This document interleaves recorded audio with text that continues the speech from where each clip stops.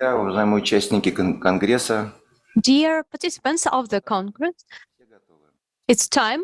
Everyone's ready, right? My name is Sergey Alexeyevich Vorobyov.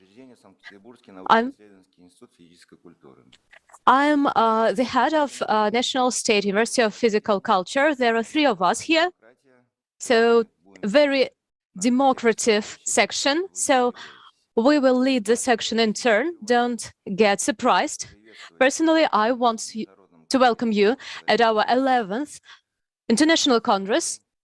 People, sport and health. And we are going to talk about Paralympic and Deaflympic sports in the world sports movement.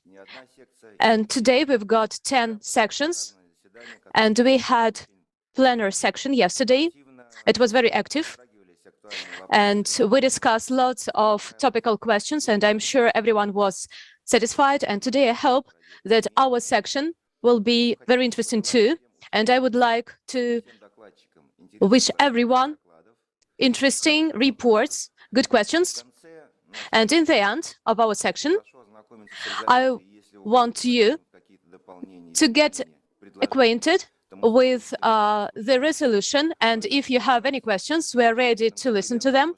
And I want to wish all the participants to share your opinions in person, maybe to have some more intimate contacts. Elena Borisovna, I would like to present Ladygina Elena Borisovna. She's going to talk about herself in detail, not to forget all her honors, and Anatoly Vladimirovich is going to talk about himself. Good afternoon, dear friends, colleagues, guests. I'm happy to welcome you to this section, to that wonderful event. And we don't meet each other too frequently to share our scientific successes, share opinions on different issues. But anyway, I wish good luck in our scientific research, and our event to be very productive and very interesting for everyone. Thank you. Hello, Shevtsov Anatoly Vladimirovich, PhD in biology, deputy of the Faculty of Rehabilitation of Lesgot National State University of Physical Education. I congratulate everyone, all the participants of our International Congress, Sport, People, Health, on this real holiday, because this forum is very powerful, where lots of scientists came to, and it allows us to look differently at our field, communicate, exchange our contacts, and continue our communication with each other. I want to wish today successful reports, good discussions, and good mood. So I congratulate you on the beginning of our 6th section.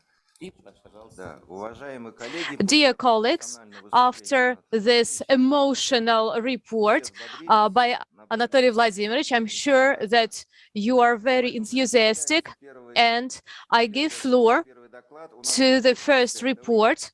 It's a stand report by Major General and from Myanmar, and his report is the Paralympic experience on Myanmar, the path to high achievements through tactical training and improvement of prosthetics. You are welcome.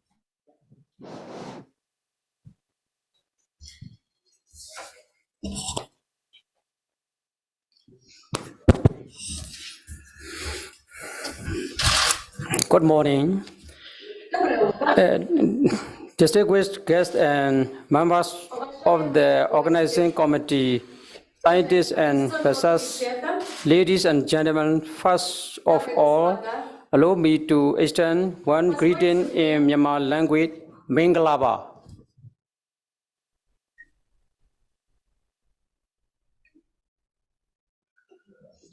Давайте аплодируем. Let's applause. Parasport experience in Myanmar achievement through tactical and evolution in prosthesis. My name is Mr. Lamo, the President of the National Paralympic Committee of Myanmar, representing the Republic of the Union of Myanmar. Myanmar Paralympic Sport Federation. Myanmar Paralympic Sport Federation (MPSF) was founded in 1989, led by the President of the Federation. The Director of the Directorate of the Settlement Office of the Commander-in-Chief Army is the President. MPSS operates its functions internationally as National Paralympic Committee, NPC, Myanmar. NPC Myanmar has membership in ASEAN Paralympic Federation, APSF, ASEAN Paralympic Committees, APC, and International Paralympic Committees, IPC. И Олимпийский, Паралимпийский комитет, Международный Паралимпийский комитет. Currently, leadership of NPC Myanmar includes President, 3 Vice Presidents, Secretary General, Joint Secretary General, and 9 Executive Committee members.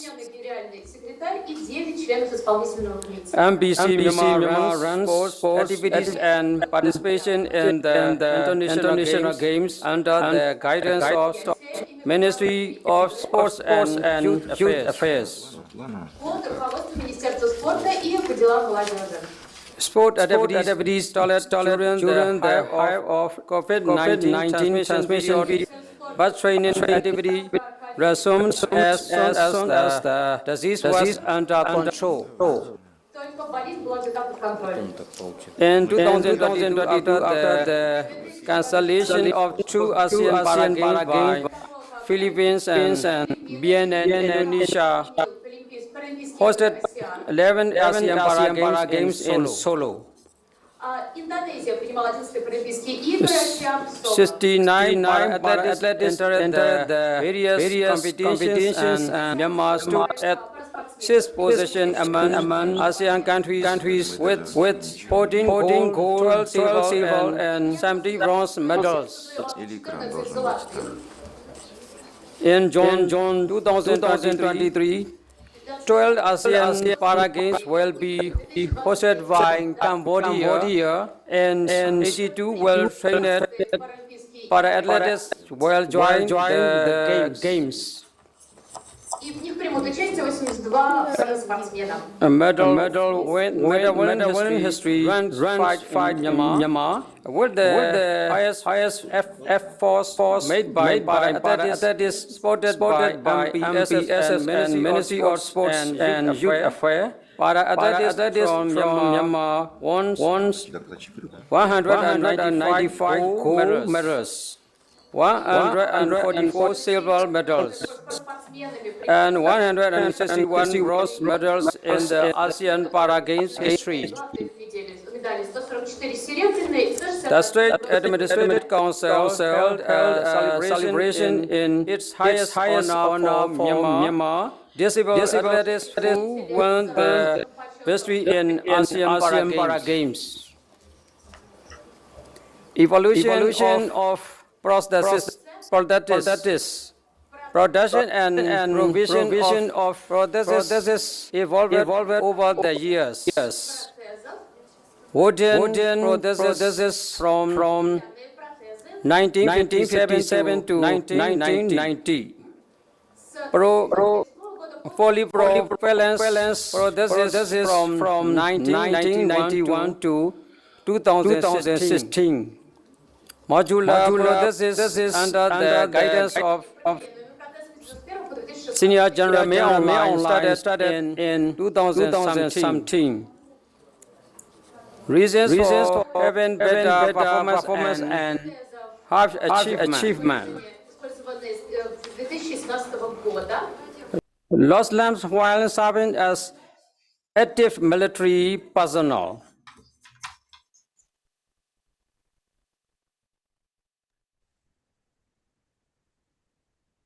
Physically fitter than average people of same age, healthy worker effect. Training for any us used to survival struggle mentally, strong determination to accomplish any given task,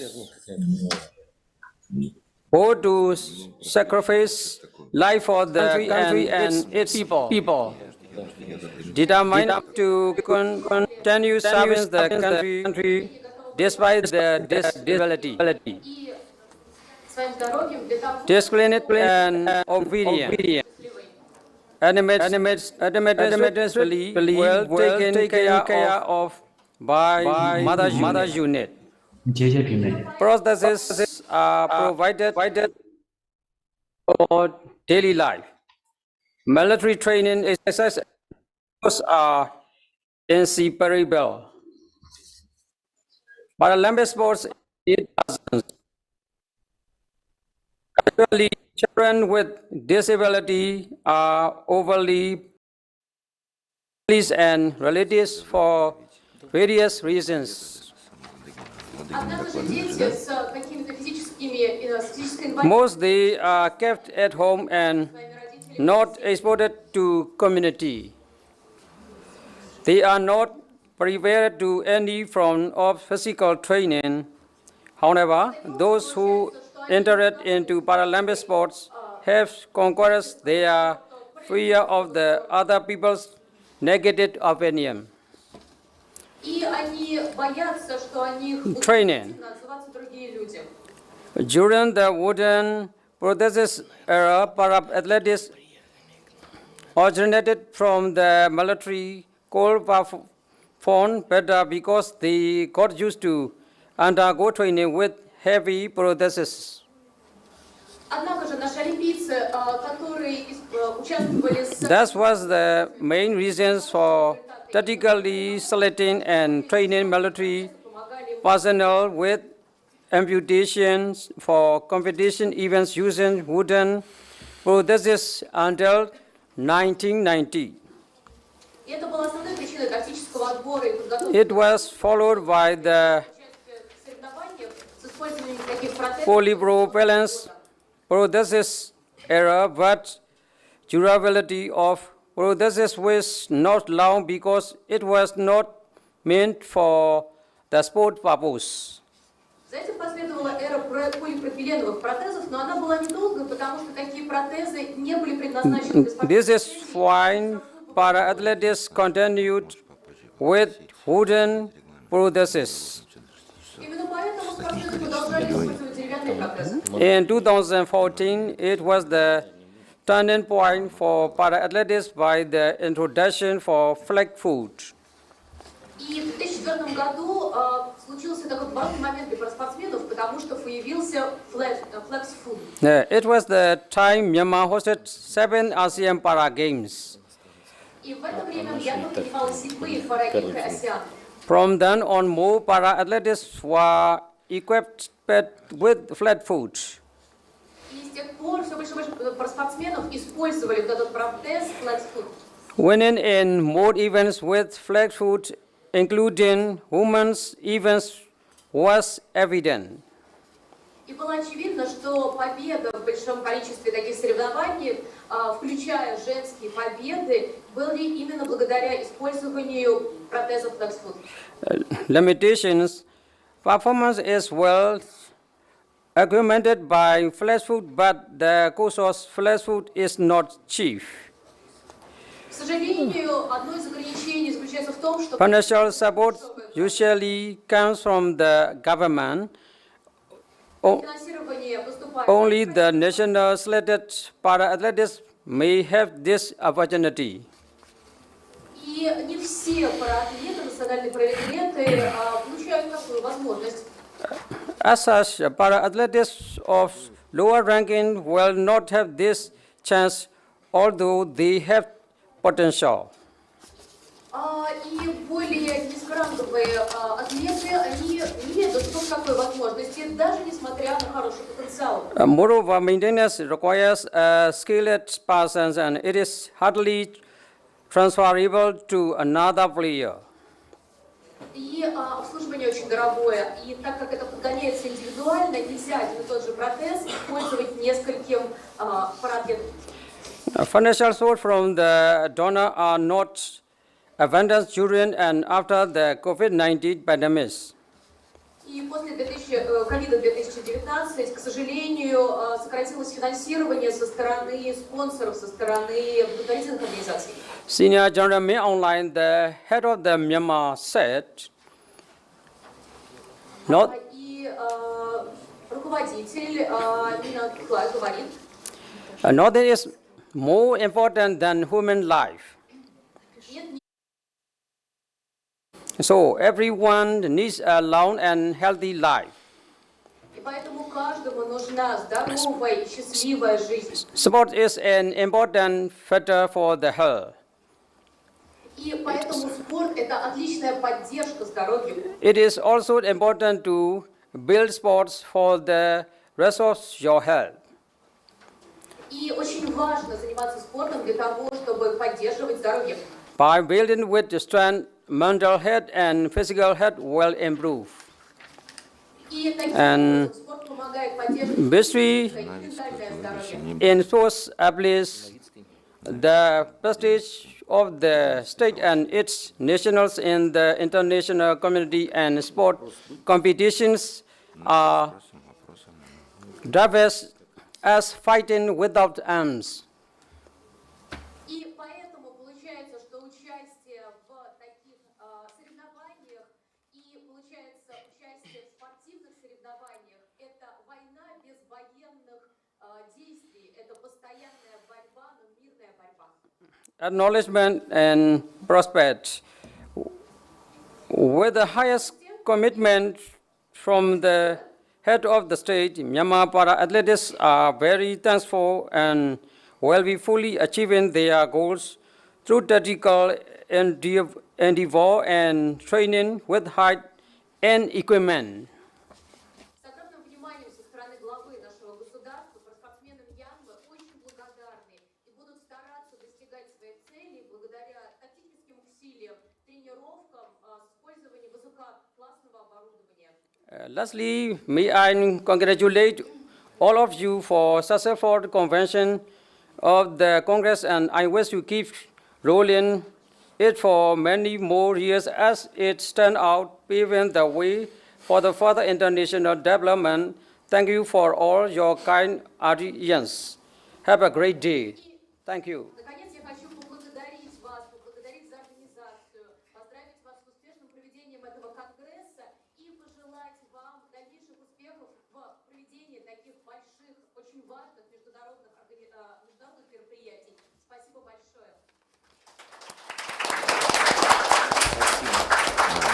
Thank you. Спасибо большое, Мehriddin. Thank you very much. I would like, from our side, thank you for, despite being very busy, you participated here and you had time to visit us, have this interesting report, and besides, if you have any questions, if our colleagues have any questions, Вопросы докладчику у нас появились any или нет? questions to the reporter, to the speaker? Еще раз No? большое спасибо. Once again, thank you very Очень much. интересно. It was Мы рады very вас видеть. interesting. We are happy to see you. Please visit us. You are our wonderful guests. And now, the next report.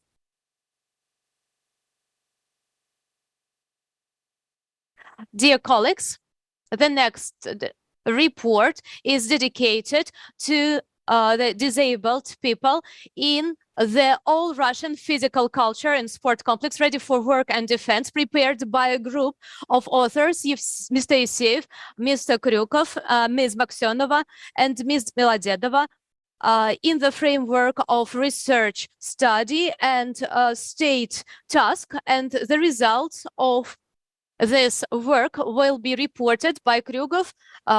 Kryukov.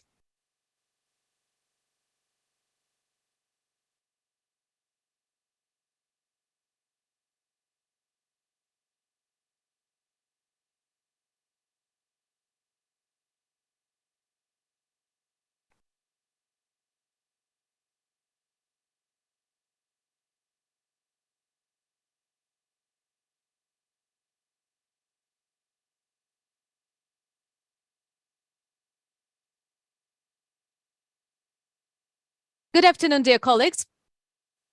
Allow me to present my report prepared under the management of Dr. Evseev.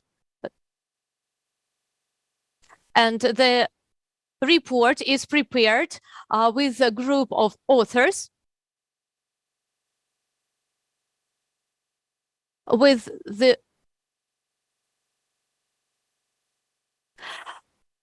by the Institute of Adaptive Physical Culture.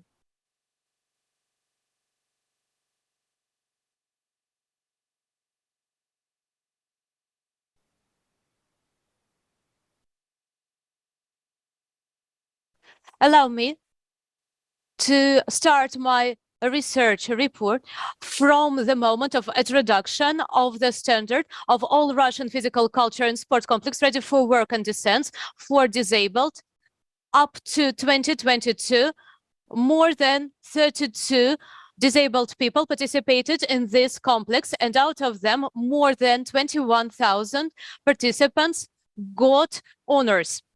Ministry of the Sports of the Russian Federation in 2023 had this order number 113 about the state requirements of GTO, and at the end of March of 2022, it was registered in the Ministry of Justice. And allow me to talk about some huge work that was managed by Dr. Evseev and my colleagues from Lesgov University, and allow me to show the statistics and the signing of the order. And as for the large steps, according to the 8th point about all sport, physical culture and sport complex that was introduced by the Russian Federation in 2018, we created the scientific research and methodical complex that has this large work on correction and improvement of the standards of tending. In 2022, there was a list of orders by the President of the Russian Federation, and according to point 5, we need to have some additional measures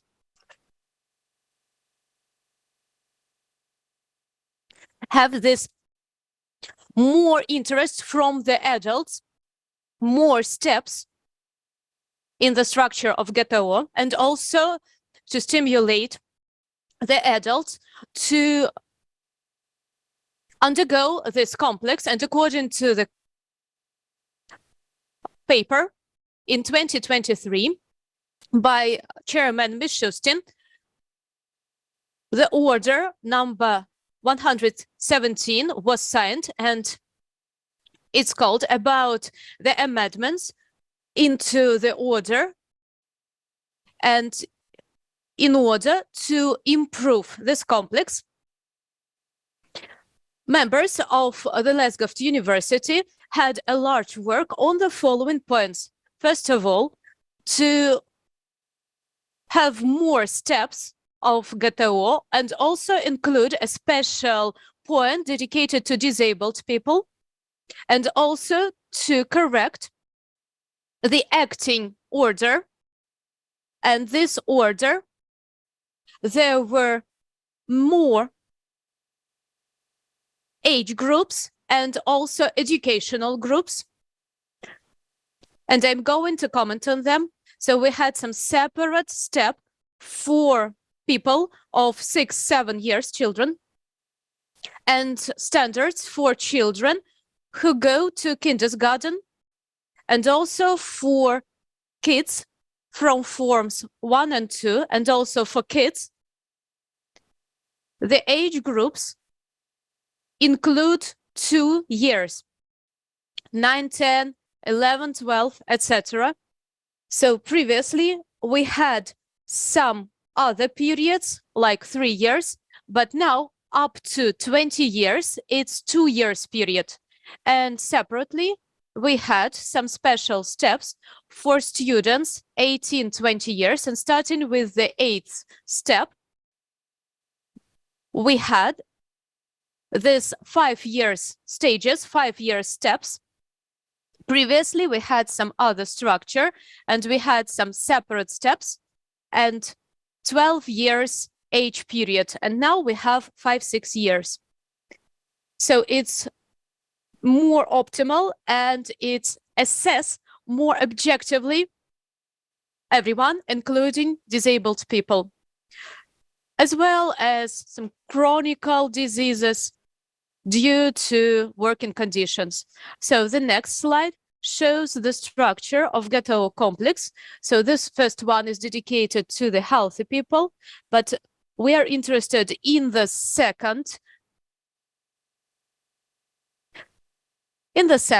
complex. So people with intellectual disabilities, they take part in this ghetto complex, and also people with hearing impairments, and also with amputation, unilateral, bilateral amputation of upper and lower limbs, and also persons with low growth.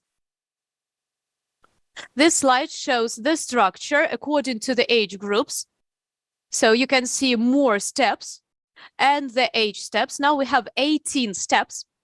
And of course, this new structure allows to involve more people who are interested in the complex. And also we need to point out that more differential age groups gives us more objective assessment and evaluation of their success. So you can see a part of this order that is already signed. And let me comment on a very big work that is already completed and now is sent to be approved by the Ministry of Russian Federation. Those are methodical recommendations on the standards of GTO.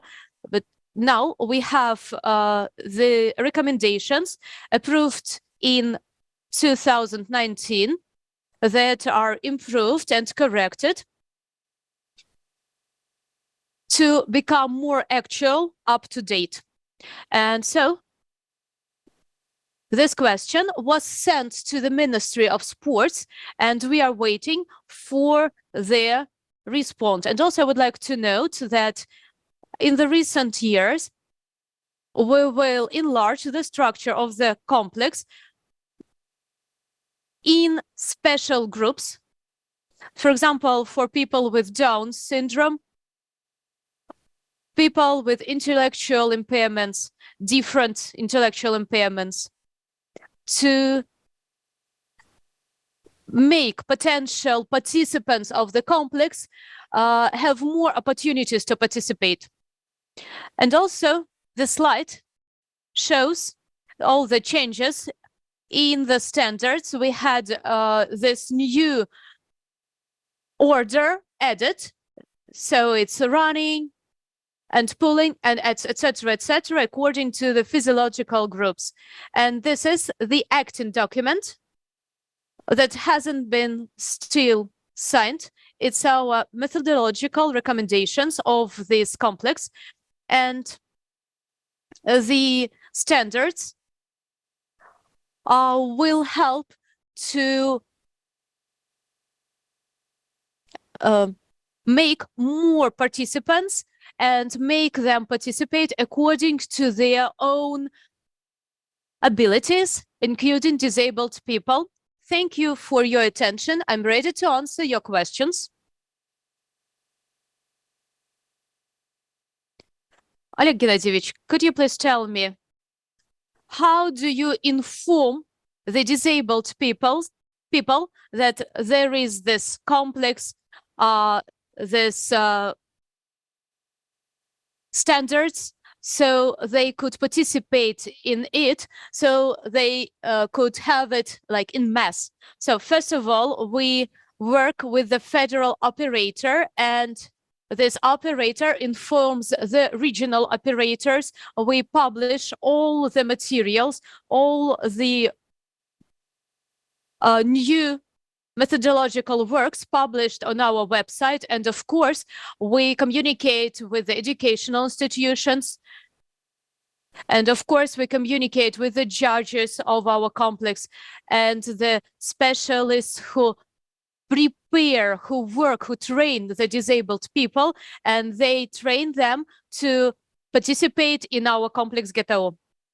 And of course, I would like to note that up to date, when you enter some university, you can have some additional balls if you have this complex undergone.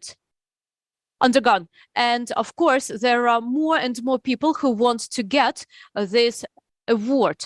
Thank you very much. And now some other questions, dear colleagues.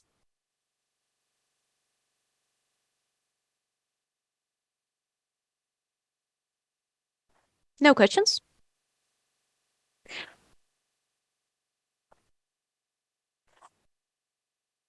I would like to wish further success, because it's very important and it's a great opportunity for the disabled people and make their life more interesting and more vivid. Thank you very much.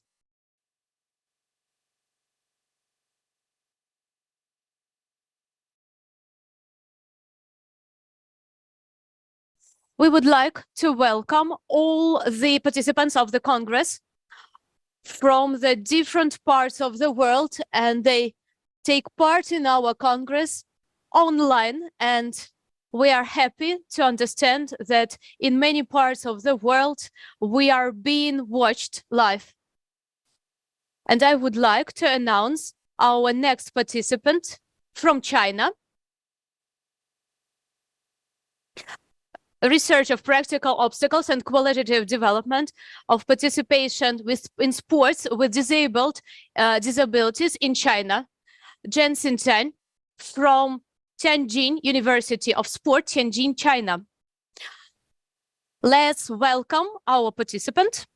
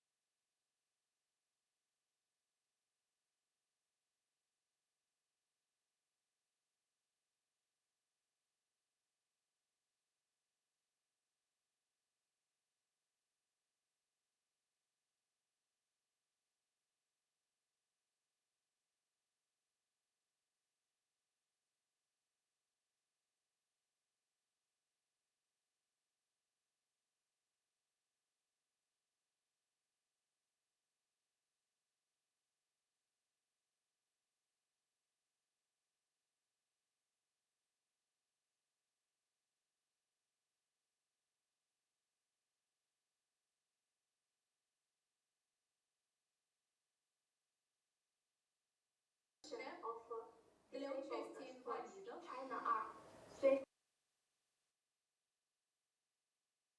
participating in sports for persons with disabilities. The sport service system for the disabled is not perfect. Regional development of sport for the disabled is uneven. There is a lack of funds and a shortage of physical facilities for sports for the disabled. Finally, the path of high-quality development of disabled sports is suggesting top-level design, improve the establishment of law and regulations on the system of persons with disabilities, continue to increase funding for sports for the disabled and improve financial communication mechanisms,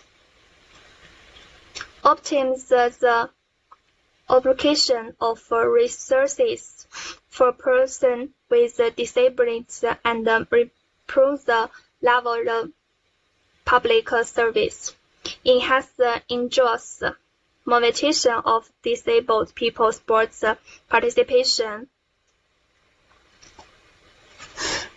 as an important part of the society. Disabled people should respect the intelligence of disabled people, encourage their self-esteem, self-confidence, self-improvement, and self-release, and break the inherited think that able-bodied people can carry out physical activities, but also to break the physical discriminations of able people in sports, and enhance their awareness of sports participation. Participation is not only in rehabilitation, but also in their freedom and power. This concludes my presentation. Thank you for your listening.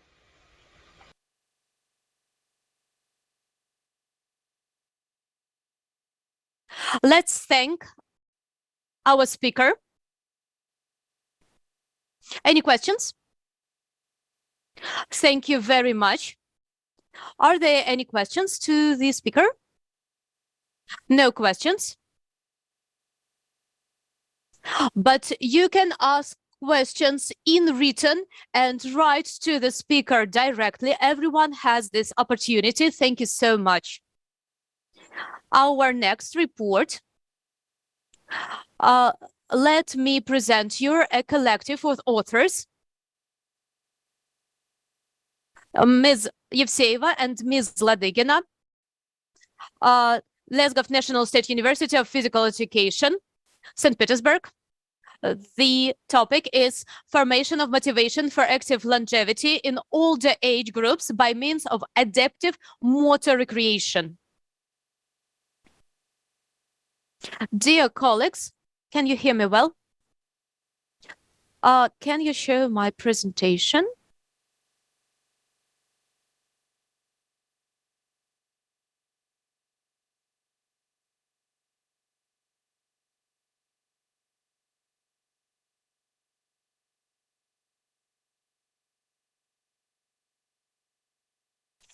Dear friends, allow me to present our research that was carried out in the framework of research work and the framework of state task. And this study is very actual because nowadays population is getting older, including the Russian Federation. And one of the tools to solve the problem is to form the motivation for the elderly people to live more active life.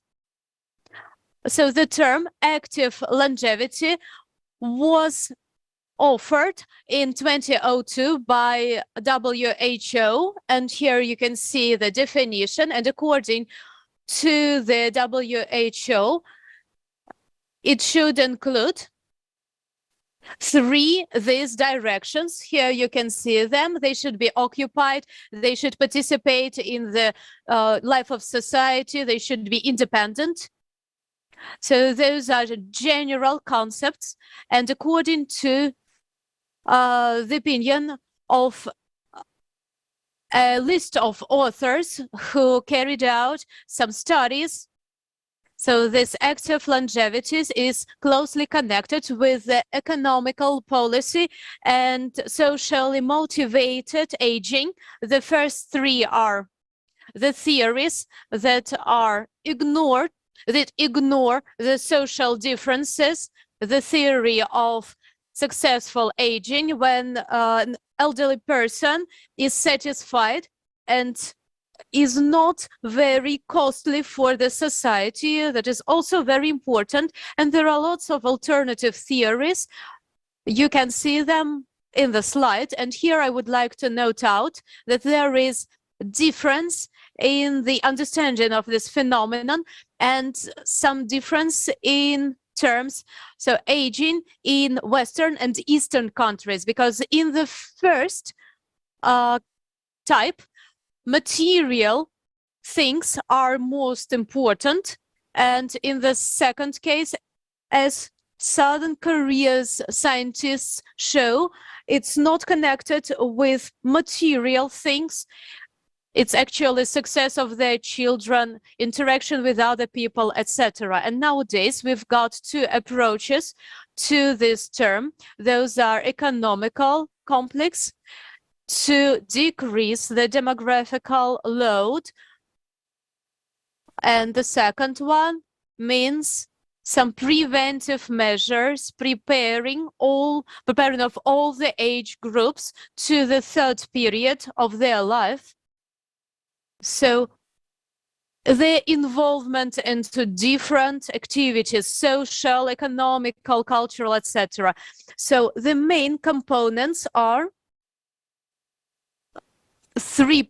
these points: physical activity, social activity, and labor activity. And in this case, they are measured by the index that was worked out by the European Unity, but starting with 2019 in our country, Rosstat had their own methodology of calculating this index, but due to some events, as to 2023, this index hadn't been calculated yet due to COVID, pandemics, etc. And nowadays, active longevity is actually described in a list of legal documents and also federal and national projects aiming to improve the life of the elderly people, working in the interests of the elderly people, and also people in the Russian Federation who will be protected by the special order to make their life better. Because the Russian Federation has their population aging. And nowadays, we have no distinct understanding of this term, but the priority tasks in our country are actually not coherent with each other, and that's why it's difficult to implement them nowadays. But according to the authors,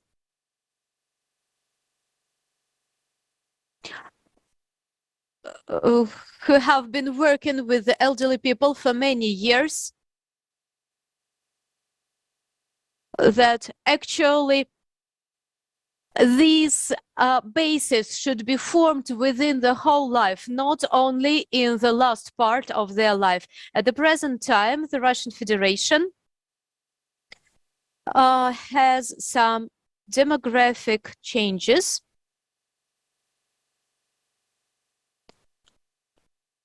It's not too fast to change the slide, and at the present time, Russian Federation demographic changes and the pension reform faces some difficulties, and thus we need to have some complex solution of this problem. So improvement of the quality of life of the elderly people, that in this case is presented by the National Project of Demography, including the index of the people who are involved in physical activity, and they have the elderly people, and that's why we need to use this empiric experience of the physical culture, and we can attract disabled people, people with limited abilities, and elderly people. And the most effective activity in this case, as for the elderly people, is adaptive motor recreation that allows to create special conditions to form motivation to active longevity. And in this case, we are interested in the all-Russian physical complex, to continue the previous report, and we are studying their motivation in this respect. So adaptive physical culture in general is some integrative skill that includes medicine, corrective pedagogics, etc., and has a wide field of scientific problems that that actually includes all the individual peculiarities that allows to have some special approach to different age groups and solve the problems in the framework of some particular type of the physical activity. We have this complex approach while preparing PhD students, where we pay special attention to teaching students to communicating with the elderly people using some special approaches like student-centered, patient-centered, and multidisciplinary that allows the graduate to work in the multidisciplined team to prolong the active period of the elderly's life. Besides, our professors are studying both Russian and foreign experience, and based on this experience, we have worked out a list of disciplines that is included into the curriculum of our students.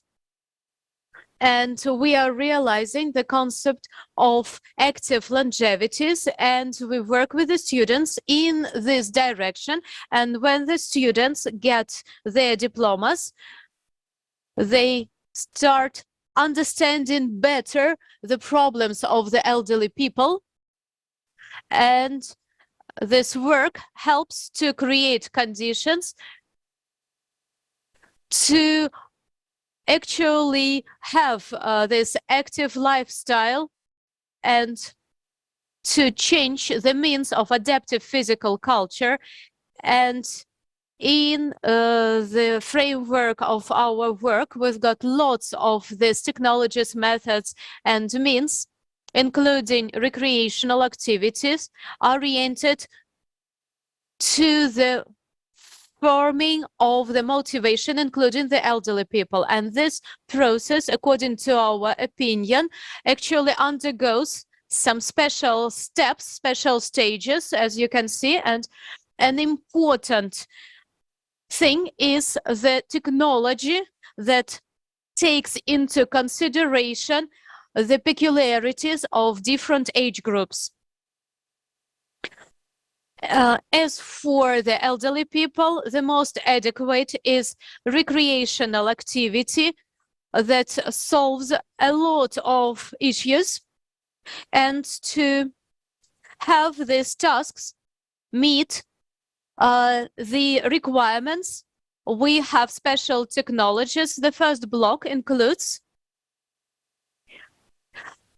preservation and improving of the health, as you can see, of flexible, powerful exercises, also gymnastics for joints, also some elements of Eastern systems. Tidy ball is quite actual for us and sought after, and elderly people deal with it with great pleasure.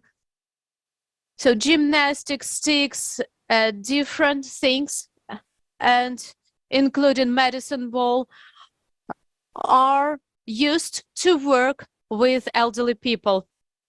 And also it's very important for us to use technologies aimed on the social activity improvement. So first of all, our performances that allow the elderly people to show their successes, that actually helps to improve motivation of the elderly people, and also participation in different master classes. We actually perform at the International Forum dedicated to the elderly people, including involvement of our young people, students of our university. Besides, in the framework of the state task and research work, we had these questionnaires to find out the involvement of the elderly people into the active lifestyle and into the ghetto, the sport complex. A few questions like, 26 regions actually took part in this survey. It's quite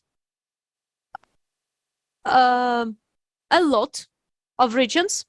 And if the participants have systematic physical activities, and it was answered yes, but those who answered positively are not satisfied with their physical activity.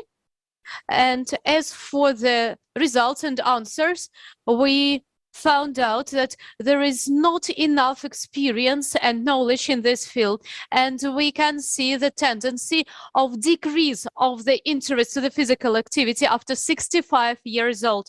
And the second question, connected with the elderly people, there is another tendency. For example, as for involvement of these people into participation in this complex ghetto, lots of them didn't participate in it and are not planning to participate, but this category from 60 to 69, but after that the percentage goes up. So we can suppose that the interest to this activity starting with this age period decreases due to, I think, the physical condition. But we are going to study this question within the framework of the other state task. And the last I wanted to note is our experience nowadays is realized in the project University of the Elderly People, Active Longevity, and it's being realized. And on April 23, we celebrated the 40th years of our health group, and those old ladies who have been working there for 20-30 years, and they demonstrated their successes, and our practical experience is being realized right now. That's what I wanted to say. So I'm not going to read the conclusion, because I've already said it. Thank you for your attention. Thank you. Thank you, Elena Borisovna. Any questions to Elena Borisovna?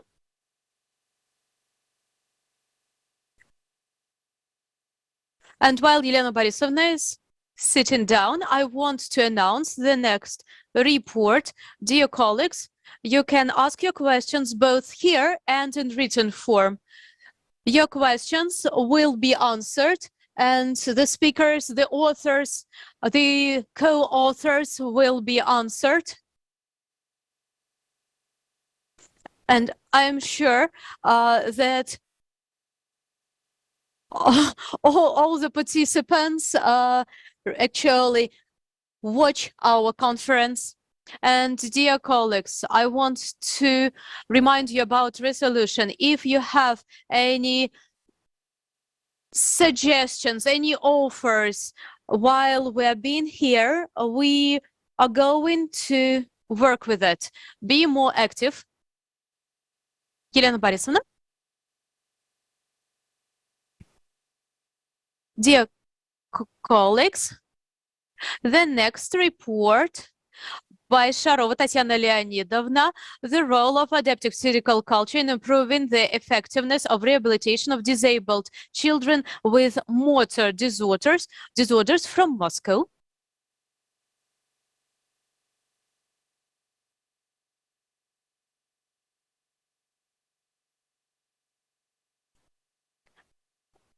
Can you hear me?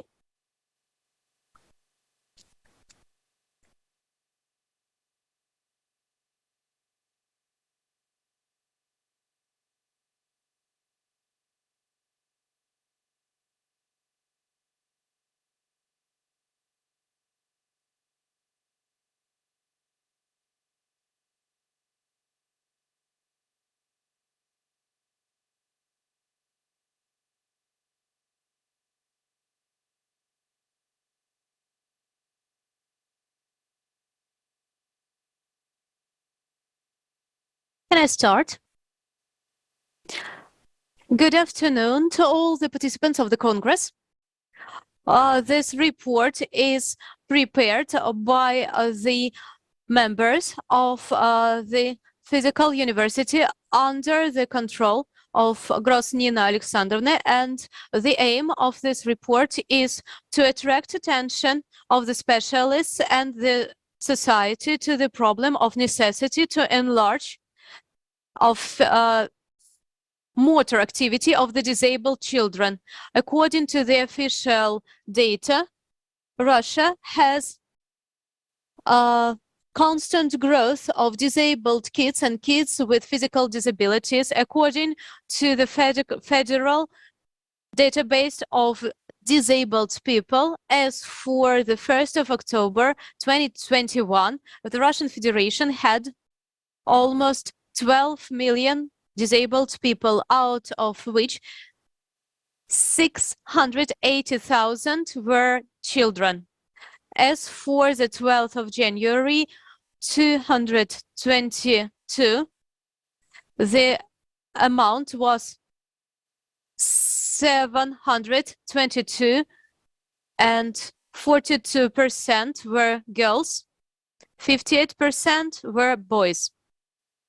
The increase of the disabled children shows in insufficient effectiveness of rehabilitation to decrease the level of disability in country. Materials and methods of research.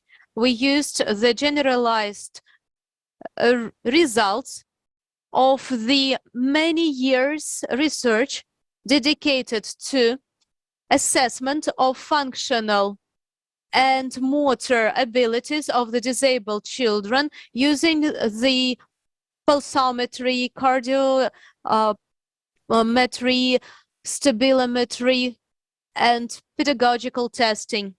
And according to the application of the special training tools to improve the motor skills and use special physical activities and complex control to assess their effectiveness because of the necessity of early and uninterrupted physical rehabilitation, starting with 1 year of the disabled kids using the methods of cardiointervalometry, pulsometry, and pedagogical testing. The results of the research, more than 25 years experience of research and methodological studying, showed that the main causes of this low effectiveness are their non-motor way of living, insufficient physical load in the rehabilitation, and low level of socialization. And due to that, their activity is very low compared to the abled people. And if we increase it, having special conditions for regular physical activities and exercises, and it will allow us to teach those kids special motor skills that will decrease their difference with the abled people, and that will improve their socialization due to lots of abilities in the organism of the kids. They can be realized even in the disabled kids, but physical culture and sports being very effective methods of rehabilitation and social adaptation are not used enough. In the project of the concept of development in the Russian Federation, the system of complex rehabilitation and habilitation of disabled people, including children with disabilities, up to 2025, we have special goals and objectives, priority directions, and the stages of development of the modern rehabilitation, and also habilitation of the disabled people, including children. And the analysis of the dynamics of requirements of these kids in 2014-2019 that we can see here showed that kids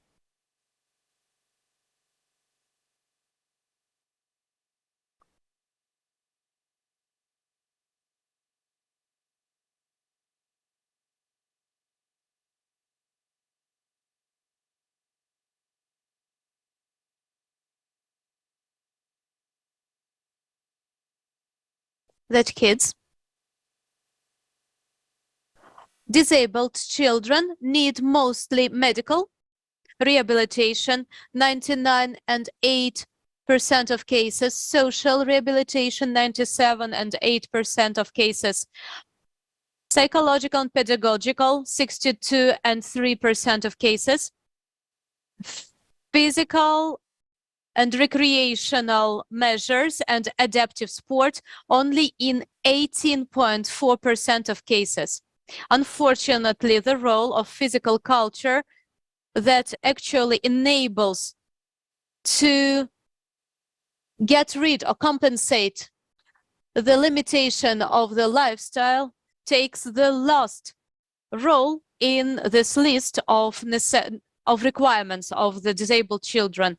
The main reasons are insufficient readiness of the social opinion to assess the necessity of physical culture for solving the problems of the disabled people.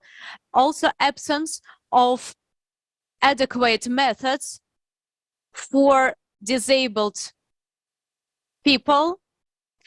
Third, absence of gyms close to the place of living or special playgrounds adapted to increase the motor activity of the disabled children. Absence of enough qualified specialists of healthy physical activity, and insufficient amount of scientific and scientific practical conferences dedicated to the physical activity in disabled children. Another important question of this topic is physical rehabilitation that formally exists and the necessity of which is being discussed, but it's not realized in practice. And the truth is the place of the physical rehabilitation in the official document of 2010 dedicated to the disabled people, where we can see that physical rehabilitation as the main means of disabled children is actually related to point 5.4 that is called services on social rehabilitation and is noted in point 544 as services on social, cultural and physical rehabilitation that has no actual and adequate connection and has very little mean in the rehabilitation. Meanwhile, motor and social skills of the disabled children cannot be developed by anything but the physical exercises that are actually used on everyday basis, because our experience showed that the organism of a human being has a very large resource and can reach adequate level if being trained regularly. Those principles were used in special training with disabled people, and the positive results that we got allowed us to create the socially meaning directions to improve the role of physical culture in the rehabilitation of the disabled children by using the adequate physical activities to form the motor skills in disabled children.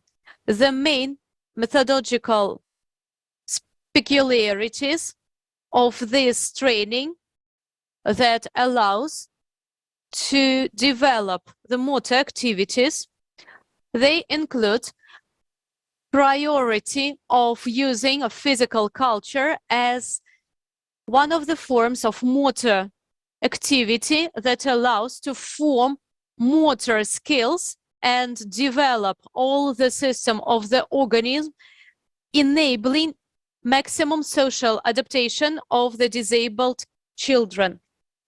Introduction of the uninterrupted physical rehabilitation, starting with the first year, when all the skills are more successfully used in the organism, using the problem-oriented approach while making special guidelines for solution of some special issues. Fourth, having not less than 1 hour of individual physical activities. Fifth, using complex control to assess the functional condition and motor abilities of the disabled children, and also correction of the individual programs based on it. Sixth, organization of the motor space for the disabled children in their accommodation to preserve and develop their motor activities and to teach parents to work with such children.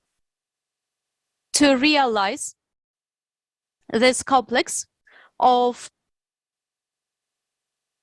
measures, we need to attract the attention of the society to understand the role of physical culture in the life of the disabled children and forming the healthy lifestyle.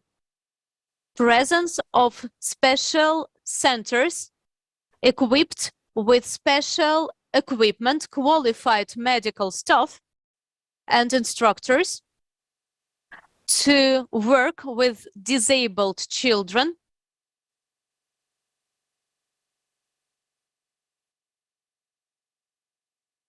thus increase of the physical activity of the disabled children is the most important factor of their development. Decrease of the number of disabled people in the country and make the population more healthy. Enlightenment of the society and the parents of the disabled people on the importance of this physical activity. It's the significant condition for these children to form the healthy lifestyle. Thank you for your attention.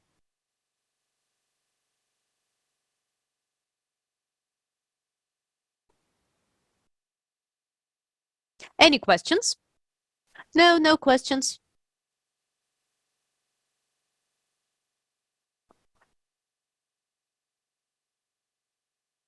Now we want Morning, distinguished professor and dear judges. It's my great honor to just share my point of view in the thesis. I'm Wang Xue from Tianjin University of Sports. My title is The Spirit of the Beijing Winter Paralympic Games Embodied in the Chinese Value of All-Round Developments of the Disabled. I will just introduce my thesis in these following 4 aspects. First, introduction. Second, research methodology and material analysis. 3, results of the research. And 4, conclusion and enlightenment. The first part, introduction. Before the Second World War, sports for the disabled were not well publicized and developed. Especially for the soldier who survived in World War II, the traditional recovery and rehabilitation training could not meet their psychological identity and social value needs. As for the Chinese sports in old times, the earliest origin can be looked back to the Xu in the Xia dynasty, the 6 R's education, and the development of martial arts examination system in the Song and the Tang dynasty. All of them were permeated with the development of physical culture. China dispatched 4 athletes to the Salt Lake City Winter Paralympic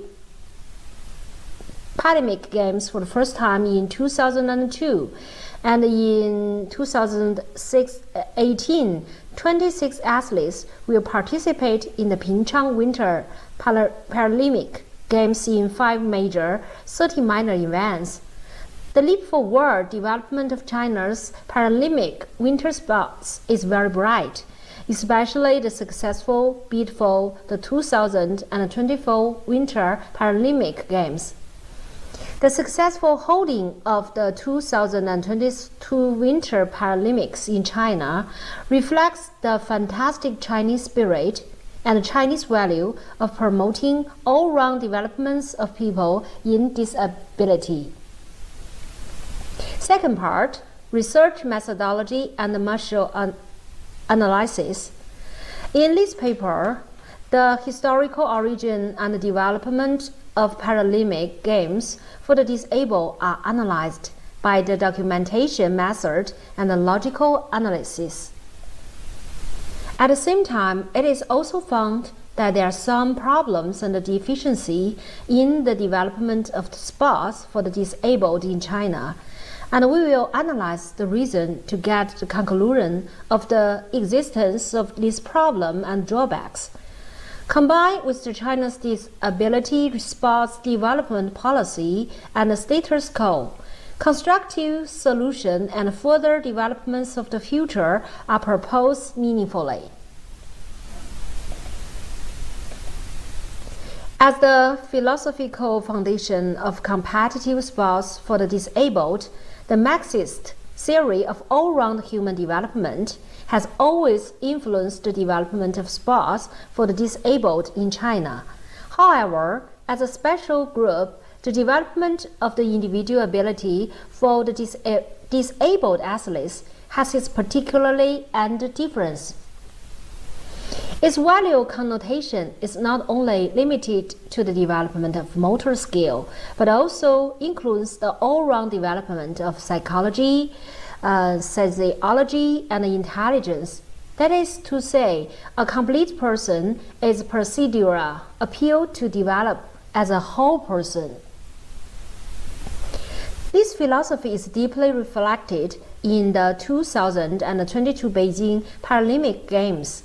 Through the integration of human and society, harmonious coexistence between human and nature, and realization of human and self, etc., it promotes the development of people in physical, intellectual, technical, moral, spiritual, creative, and other aspects, and promotes the comprehensive improvement of people with disability in moral quality, scientific and cultural quality, and physical and mental health.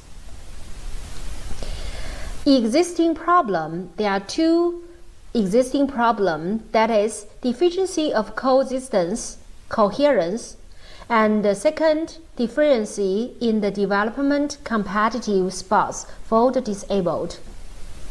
Because of the particularly and difference of the disabled athletes themselves, the development of personalized and professional education is also a problem lacking in our country. Special education has developed rapidly in recent years, but there is a problem of lacking of continuity in sports education. In 2022, China successfully held the Winter Paralympic Games. Although this shows that the development of competitive sports for the disabled in China has achieved some success, there are also some shortcomings. The most prominent problem is the concentration of sports, many of which are still in the blank stage. Generally speaking, compared with our economic strengths and international achievements, our country undertakes international undertakings. Fewer sports events for the disabled.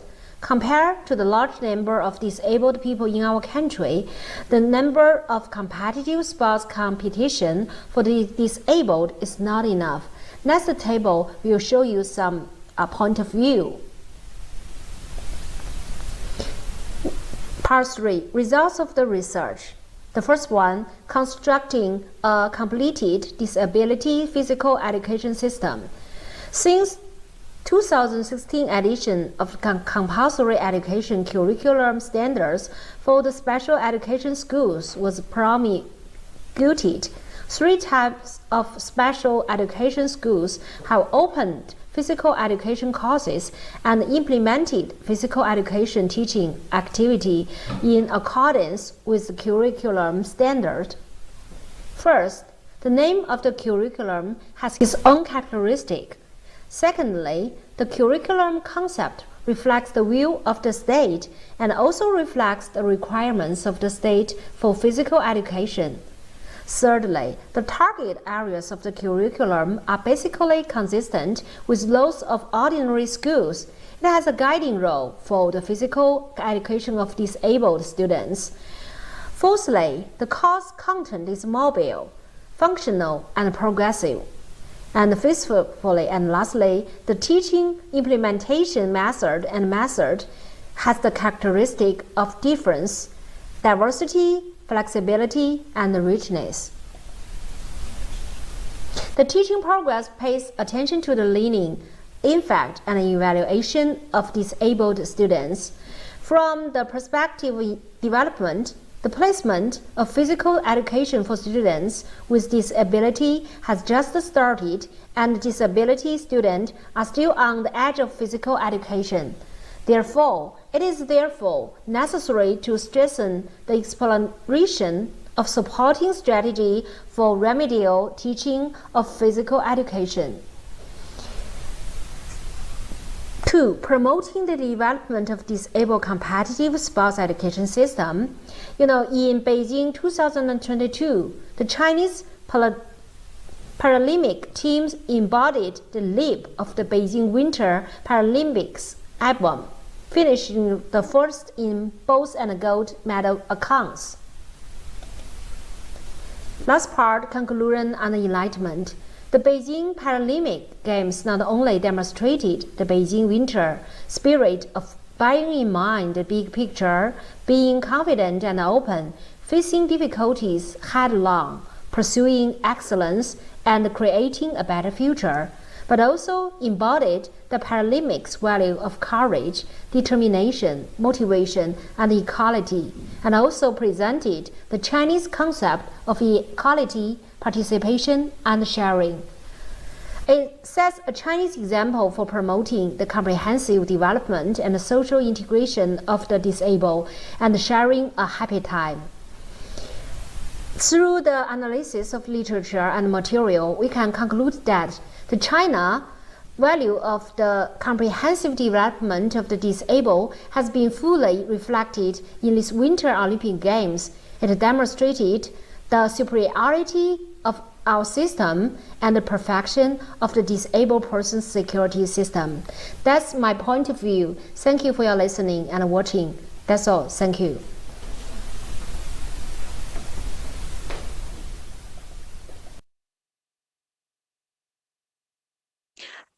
Thank you, Van Sue, for your wonderful report. Your Paralympic athletes show absolutely fantastic results, and your approach in your training of Paralympic athletes is very close to us. Thank you very much. Thank you so much. Thank you.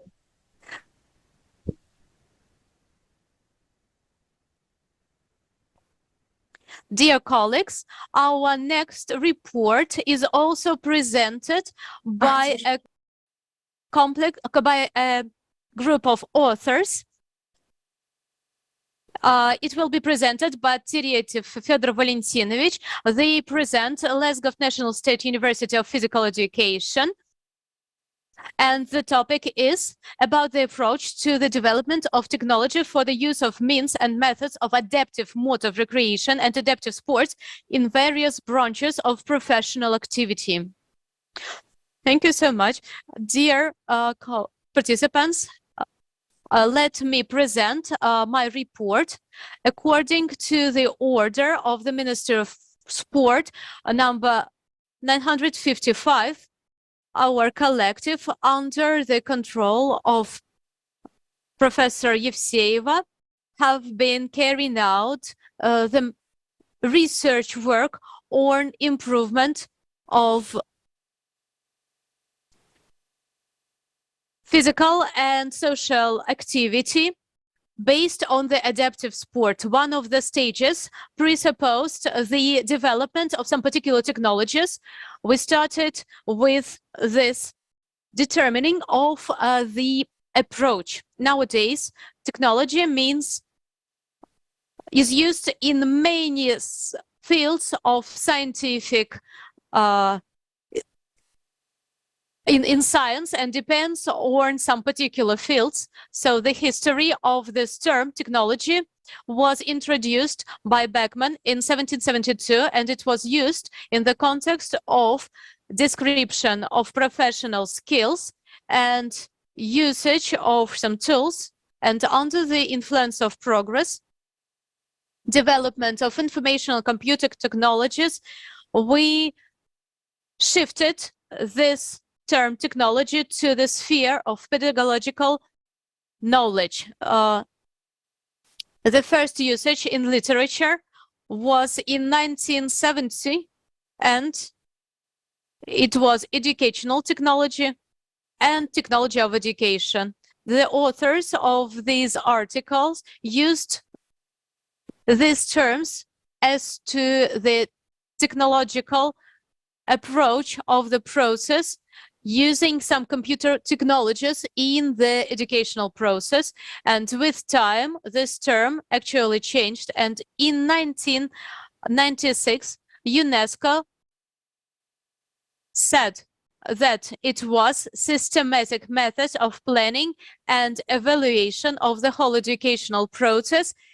and using into consideration the human resources of it for achieving the most successful results. Nowadays, we use it from different points of view. The most popular are, first, scientific. We mean some component of pedagogics. So it's projecting and design of educational process.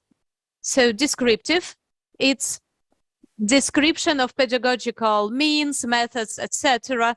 to get some result. And the next one is acting. So it's applied usage of the tools to function in some particular system. And we need to note that pedagogical technologies in sport are usually described either as remote technologies or using some computer machine system, for example, screening some functional condition of the sportsman.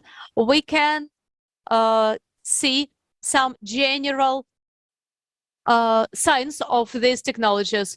So first of all is the level of appliance, philosophical basis, scientific concept, orientation on personal structures, and we use all of them. Our collective offers to see this technology in adaptive motor recreation to improve physical training, also socialization of the disabled people. Talking about the approach of these technologies, we offer the following logical structure. First of all is the goal, then tasks, requirements to the methods and means, the content, forms and conditions of the organization of this educational process. And we would like to note that the goal should be determined by the result. And this prognosed result very often can be quite difficult, but we need to have this determined result. And I will give you a few examples. For example, some good results of some sportive training, training some moral or some personal qualities, maybe forming some qualitative features, also improvement of their motor abilities, etc., lots of them. So the task should be adequate to the goal. They can be educational, corrective, rehabilitational, compensating, etc.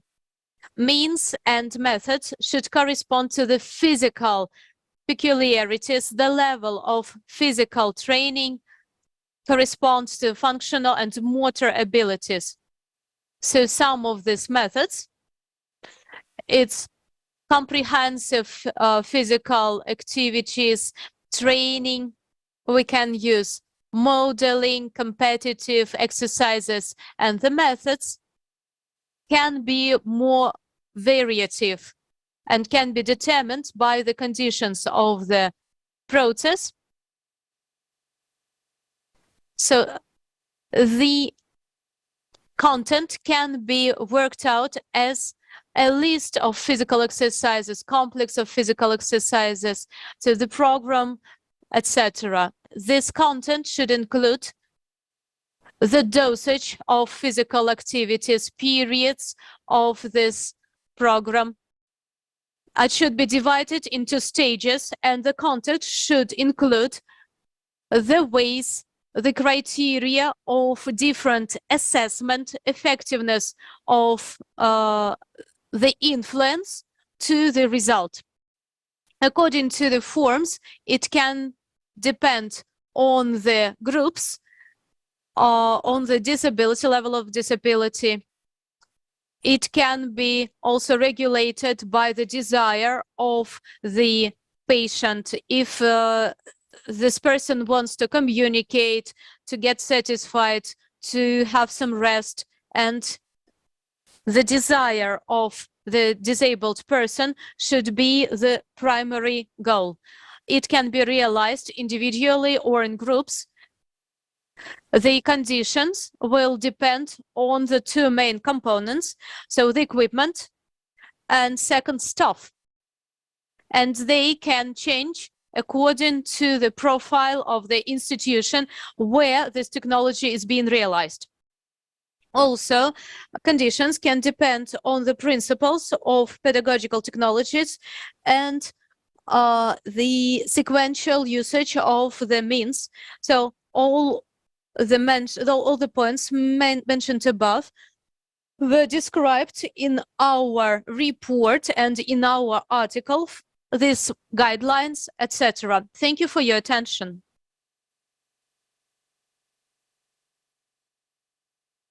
Thank you so much. Any questions? Nope. Thank you.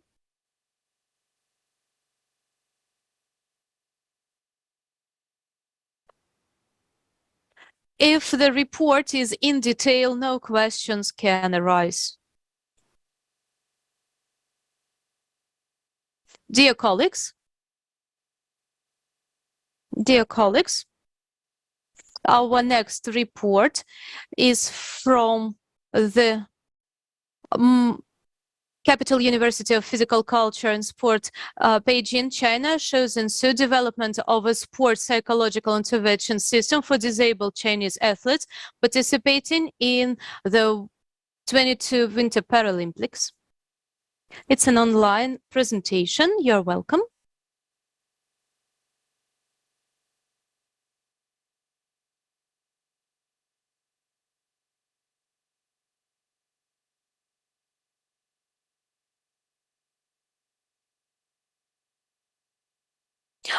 Dear colleagues, there is a small technical. Unfortunately, there is a small technical mistake. So the next report by Andrei Gennadievich Gritsov and Sergey Alexeyevich Vorobyov, presented by Andrei Gennadievich, the report on psychological and pedagogical preparation of young athletes with disabilities for professional self-determination, St. Petersburg Scientific Research Institute of Physical Culture, St. Petersburg. Thank you. Dear participants of the Congress, so at the present time, we are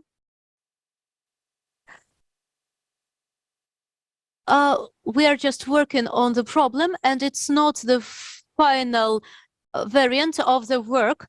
It's dedicated to the professional self-determination of the sportsman. As one of the questions of this topic is some peculiarities of the professional self-determination of the disabled sportsman. So why is this topic so important?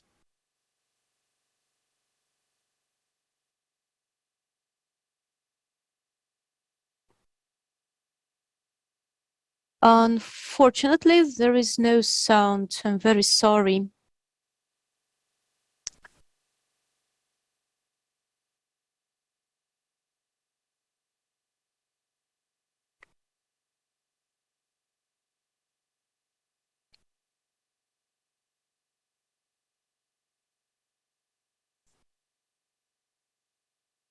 And also we get that the person who needs to solve this task of finding himself and starting from scratch, and all the achievements that he or she has already got, in most of cases, they can't be transferred directly into some other field because different skills, different criteria are required. And the status that the person has got used to is lost. As the modern youth call downshifting. So in this case, the sportsman turns out to be in the situation of this choice. So on the one hand, he or she has got this unique experience of socialization. It's his or her actually advanced, but this experience is very specific because when they are in the society of their peers, they've got nothing to discuss with them. So it's obvious, like half of them, they see their perspectives as to connect their professional activity with sports. First of all, it's being a coach. For Paralympic athletes, the picture is the same, but at the same time, first of all, actually, a coach needs some other qualities, and it can't be guaranteed. And second, if the person wants to get realized in some other sphere, this person faces some serious difficulties because get some contributions into some pedagogical field was impossible for this person. But if we talk about professional self-determination of Paralympic athletes, there are some specific difficulties. First of all, the sphere of professional self-determination is more limited for them because of a list of contradictions due to health problems. They can be excluded from their life. And very often these people face the necessity to have some special conditions for both education, so like physically and methodologically and organizationally connected with some assistance, both in educational and further working activity. And there are also limitations, and in some cases, some negative approach from the employers, and psychological difficulties where we can divide them into two large groups. On the one hand, this person having this health limitations can feel inconfident, some biases, etc. But on the other hand, there can be hypercompensation when this person thinks this, I am quite the same, I can do everything, I will ignore all the limitations, I will fly without legs, as our famous Russian pilot Mirjamolov. And it gets transformed into the social position that if I've got some limitations, it gives me some advantages, some privileges, so everyone needs to give me something.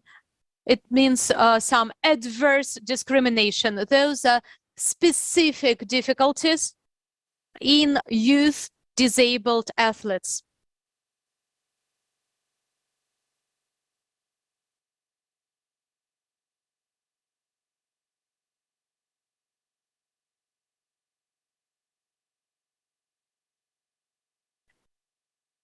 So what are the options of their professional career after sports? On the one hand, getting some sport education, some coach career. The other variant is quite popular, getting education in some other sphere, but in the further life, looking for some jobs connected with sports, like medicine, psychology, law, maybe some other options. But in this case, the difficulty is that the basic education is not in physical activity, but in some other fields. So it means some double career, because this person will have this both sports and medical education that actually requests lots of contribution, because this person needs to interrupt his or her sport career and start their educational process from scratch. But the sport experience is a great advantage in this case. Besides, they can use their sport skills and social capital, so-called, so all the links, all the connections in some other spheres. First of all, it's usage, different applied skills, for example, military service, also some artistic and actors performance. But for the disabled people, the most severe limitations exist, but very often able athletes realize themselves like this. And the fourth option is something absolutely different, but actually it has some very specific experience of socialization and difficulties with some everyday and normal subjects, school subjects. But at the same time, the self-determination, self-discipline can be seen as advantages. Recommendations where we built our technology, on which we built our technology, and our final goal is to build this technology of this assistance to get some future self-determination. One of the basis thesis is to have this preparation in advance, not when the career is over, but at the same age, when the future professional self-determination is solved by their peers, just to think about these problems and what they will have in the future, the crisis of their sport career ending, because very often young sportsmen, young athletes, they are limited by the period when they are in sport, and their further life makes them feel anxious, nervous, builds the psychological barrier. And we need to get rid of this barrier and motivate these athletes to think about their further life, that the life doesn't go to an end with the end of their career, not from point of view of some disability limitations, but to think it over as their competitive advantage, as for the improvement of their personal qualities. Organization of psychological assistance, psychodiagnostical procedures, training procedures, and individual job consultation, enlightenment activity connected with the world of this profession, professional qualities and their career, and also organizational and management measures to provide good educational and job opportunities.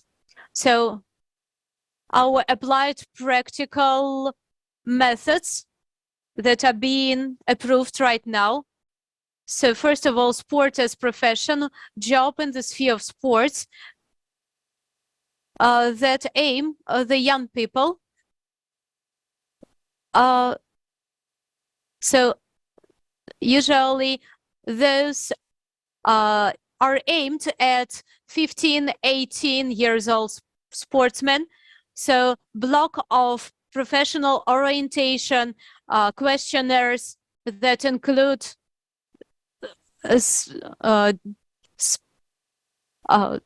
different peculiarities of the methods, so they can be quite overall or specific, freelance, creativity, applied work, and besides algorithms of professional orientation consulting, a list of the questions to discuss, to comment on the specificity of the athletes and the stage of self-determination if this person is thinking about some profession. Because depending on it, the algorithm of consulting is very different. Some scenarios of thematical conversations, scenarios of professional orientation training, some different exercises, classes, etc. And at the present time, we have information and illustrative materials that will be a series of pictures, of posters, like with comments for the young athlete, where they can go in their professional life and what they need to think about, with comments on this or that option. So starting with working as a coach and up to the careers not connected with sports at all. But I would like to repeat once again, we are in the middle of getting them designed. They are being approved right now, but in the future, we hope to get this ready, complex product that will help to solve the task of this athletes. Thank you for your attention.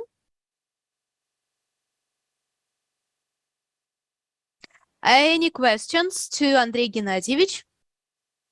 No, it's a comprehensive report. Thank you so much.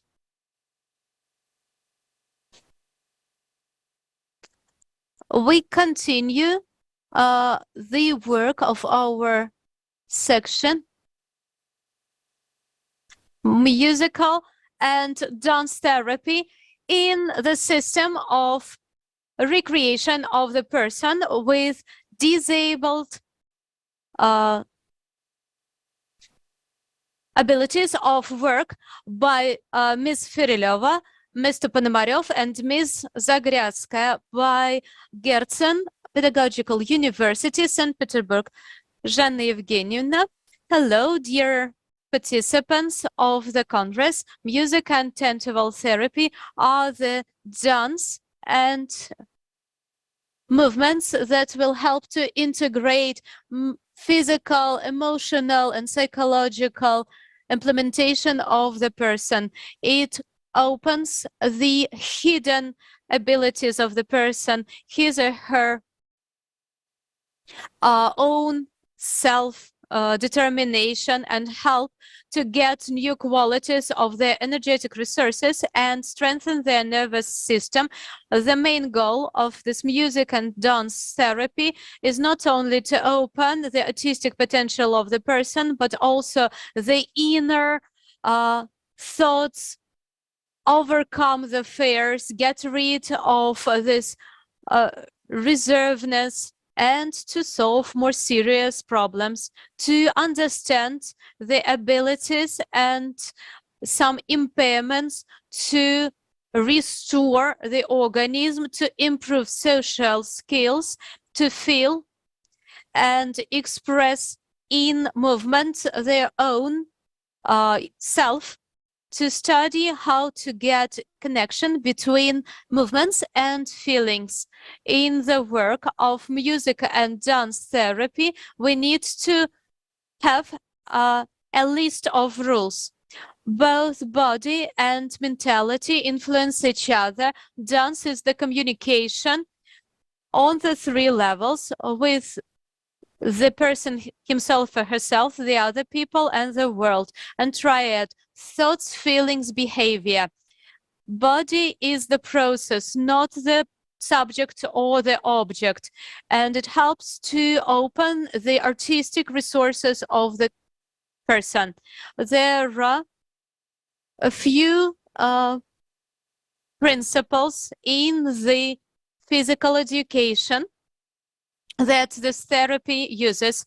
The principle of interconnection, principle of socialization, principle of integration, principle of development, principle of art and self-realization.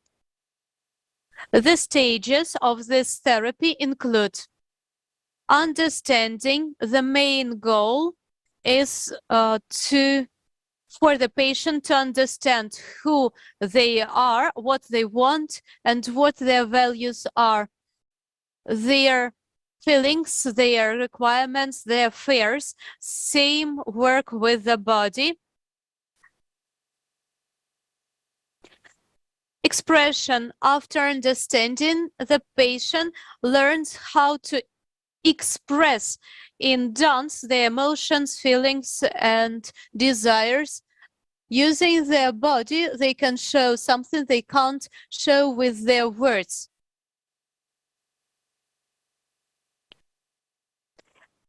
Authenticity. The improvisation, spontaneous movements. It reflects the activity. Using the spontaneous improvisations, we can get into the deepest corners of some consciousness of the person. A rhythm of the music and dance therapy determines a list of methods, technologies, and ways. The most popular are emotional reaction, role games, music movement, breathing gymnastic, kinesthetic exercises, couple improvisation, structural dance, collective selection of music. Apart from specific principles, to have these classes, we need to use some basic rules: voluntarily participation, principle here and now, confidentiality, open expression of emotions and feelings, and good activities. Our research took place from 2016 till 2021 in 6 rehabilitation centers in St. Petersburg and the Leningrad region. The patients with diagnosis of brain impairment took place in this research. We had 20 patients. The groups were taken on the adaptive stage of their recovery, and their motor skills were restored, movement of their upper and lower limbs, stepping, breathing, etc. From the beginning, the classes were in the sitting position, but further on, the patients were allowed to fulfill the exercises standing, sometimes with some stands and sometimes without them. The scheme of the, look at the slide. Here is the scheme of the class. I will say a few. So it can be not only the dance, but just the movement that comes from inside. We say that it's a dance. So some dance in parts is a very interesting exercise, and it is called parts of the body. For example, hand, and the patient moves with music and Generally, some other exercises were also quite interesting. In conclusion, you can do whatever you want. You can even lie down and have some gymnastics for getting rid of tension and emotional relaxation. And in the process, we strengthen the results. The results of the research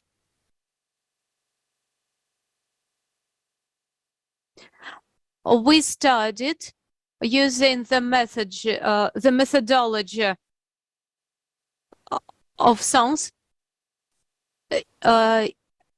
If you're interested, I can send you the guideline. We assessed wellness, emotional condition, etc., and the improvement of psycho-emotional condition of the patient enabled stabilization of all the recovery procedures, including the movements in recovery of the patient after stroke. It is of great recreational value, can be implemented in psychological and physical improvement of the person for the disabled patients. Thank you for your attention. Thank you very much, Zhanna Evgenievna. Any questions? Every exercise was through herself, and she had wonderful results obtained, and she helps a lot of people with her exercises after the stroke. Thank you so much. Thank you too. Our next report is by Smolensk State Institute Kamachova, Sitkina, Fedorova. And the topic is Adaptive Motor Recreation Program for Correction of Physical and Psycho-Emotional State of Elderly Women. Elena Mikhailовna, you are welcome. Is there presentation?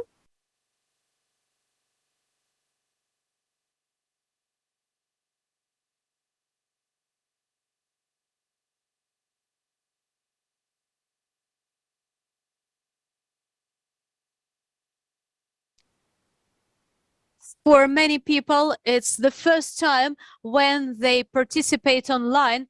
That's why it's their debut, their first time, but we need to get used to these technologies.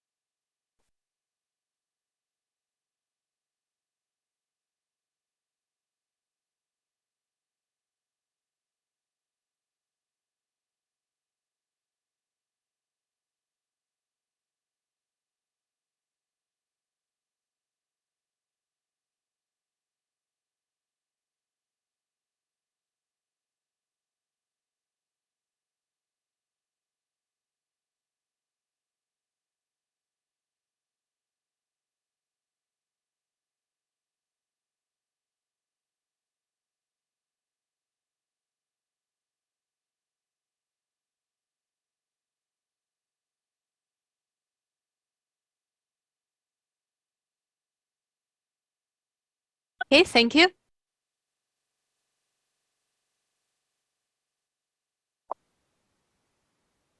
Dear colleagues, the program of adaptive motor recreation to for correction of physical and psycho-emotional state of elderly people. Aging is usually accomplished by alterations of biological and psychological structures. All the systems of organisms change. Bones become more brittle. Joints become more rigid, and that's why elderly people, even more to save their health, need introduce physical activity into their everyday life that could take into consideration their psychophysical peculiarities and aimed at stopping of their changes.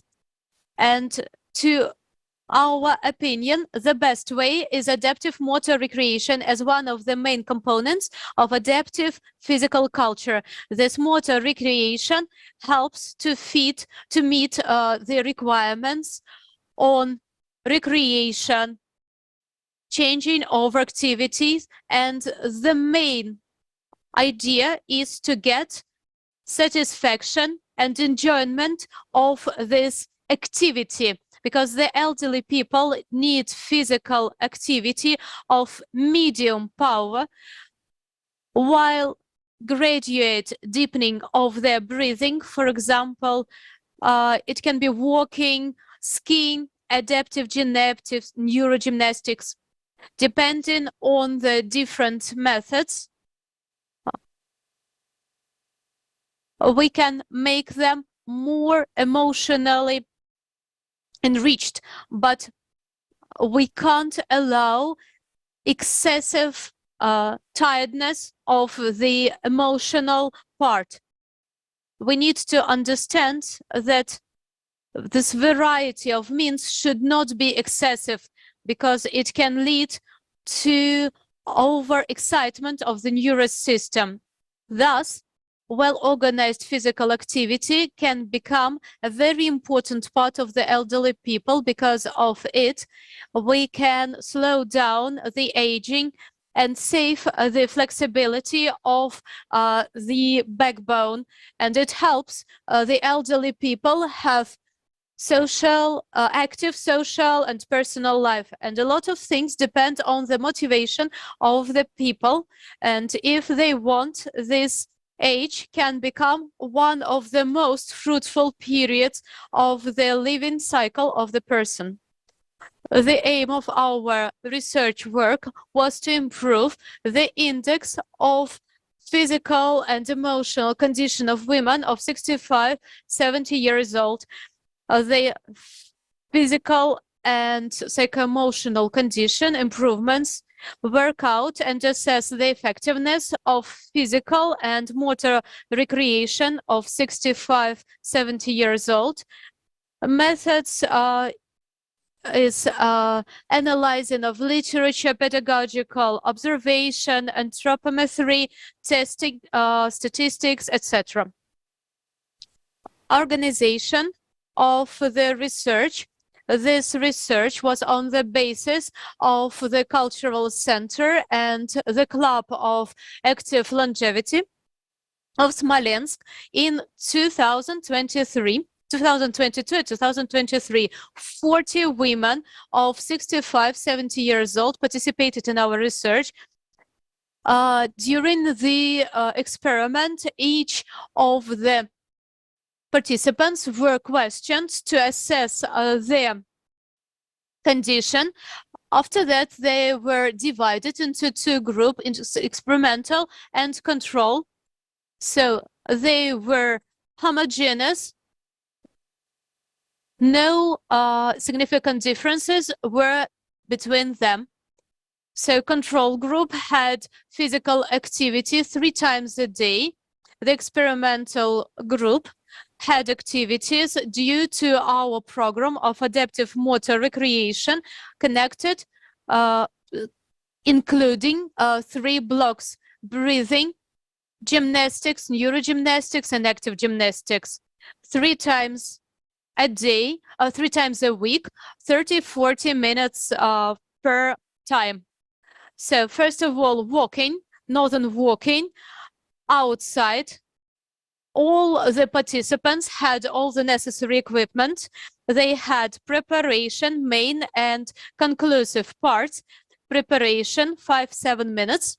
We used comprehensive and imitational exercises, breathing exercises aimed at prolongated exhalation via the mouth, and all the participants were taught diaphragmal types of breathing, main part 25-30 minutes.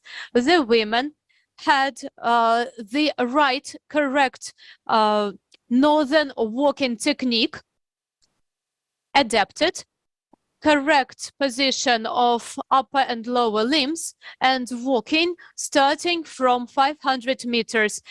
Conclusive part were 5-7 minutes standing to stabilize the pulse and breathing. So this final part had some calming down exercises. They had static and dynamic exercises with stretching and with relaxation exercises. The second block had exercises on adaptive gymnastics, 35 minutes. It had 3 parts. Preparational part. Work with small muscular groups of upper and lower limbs, static, dynamic, and breathing exercises without holding of the breath, and also some sound gymnastics. Main part of included large and middle groups of muscles, and we included all the joints. The final part had deep diaphragmal breathing and exercises for distal parts of limbs. And the third part had neurogymnastics element. Preparational part had static and dynamic breathing exercises, also small and middle muscle groups, and coordinational exercises. The main part had teaching of non-traditional breathing, non-traditional techniques like eagle breathing, wolf breathing, etc., to improve better mental activity, cognitive activity, and also small motor skills.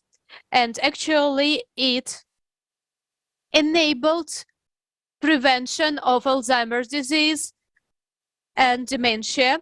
The final part had exercises on flexibility to assess the physical and functional condition of the elderly women.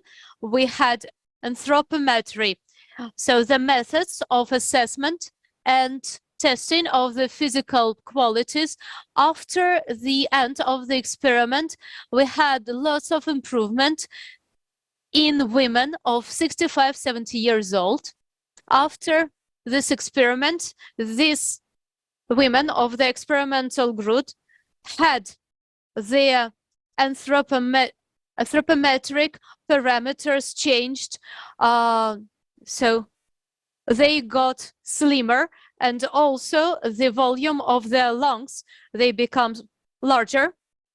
The mass body index by the end of the experiment has decreased by 231 centimeters. So actually in the control group there were changes, but they were not of statistical meaning, significance. So also in the beginning and by the end of the experiment, we determined the physical condition of the elderly women.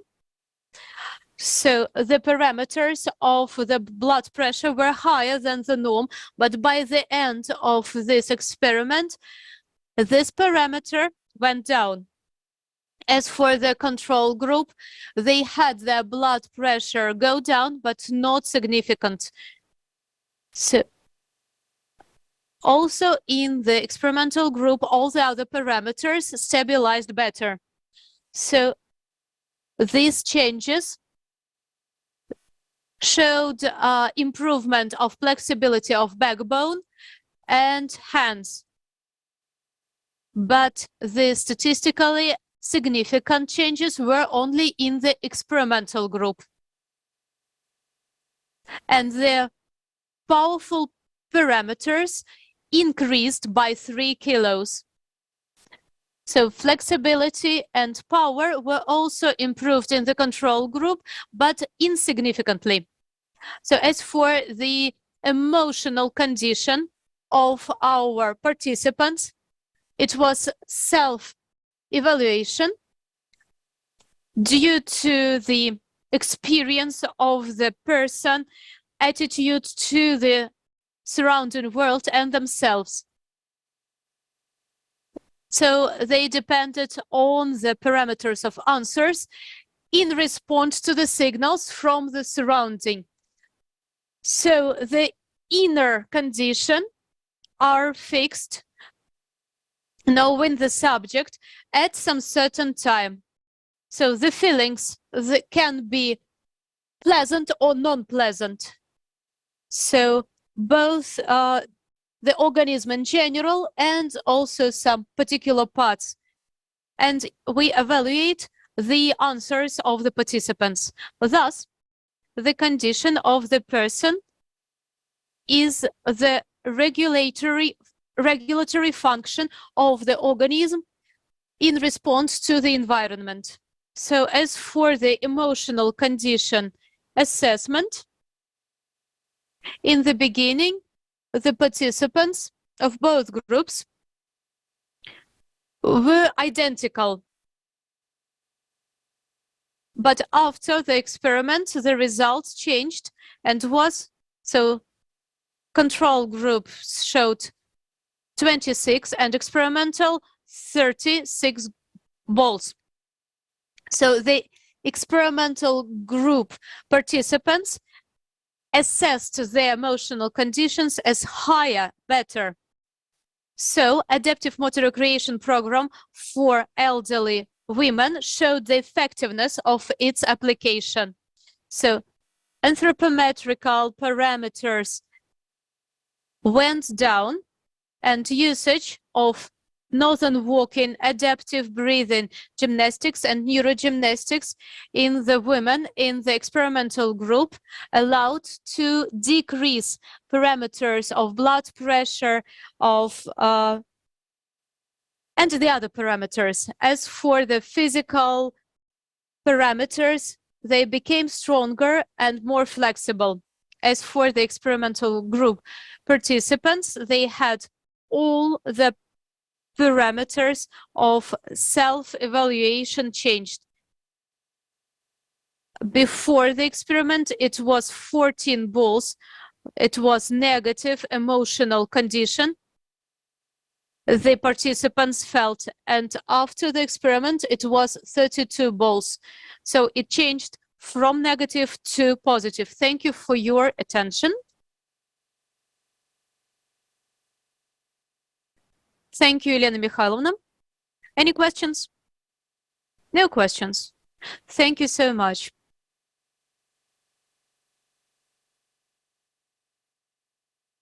Dear colleagues, we continue our reports, and the next report is prepared by a group of authors of Levgod National State University of Physical by Lebedeva Anna Leonidovna, non-specific criteria of hydrodynamic preparation of Paralympic swimmer. Allow me to present my report.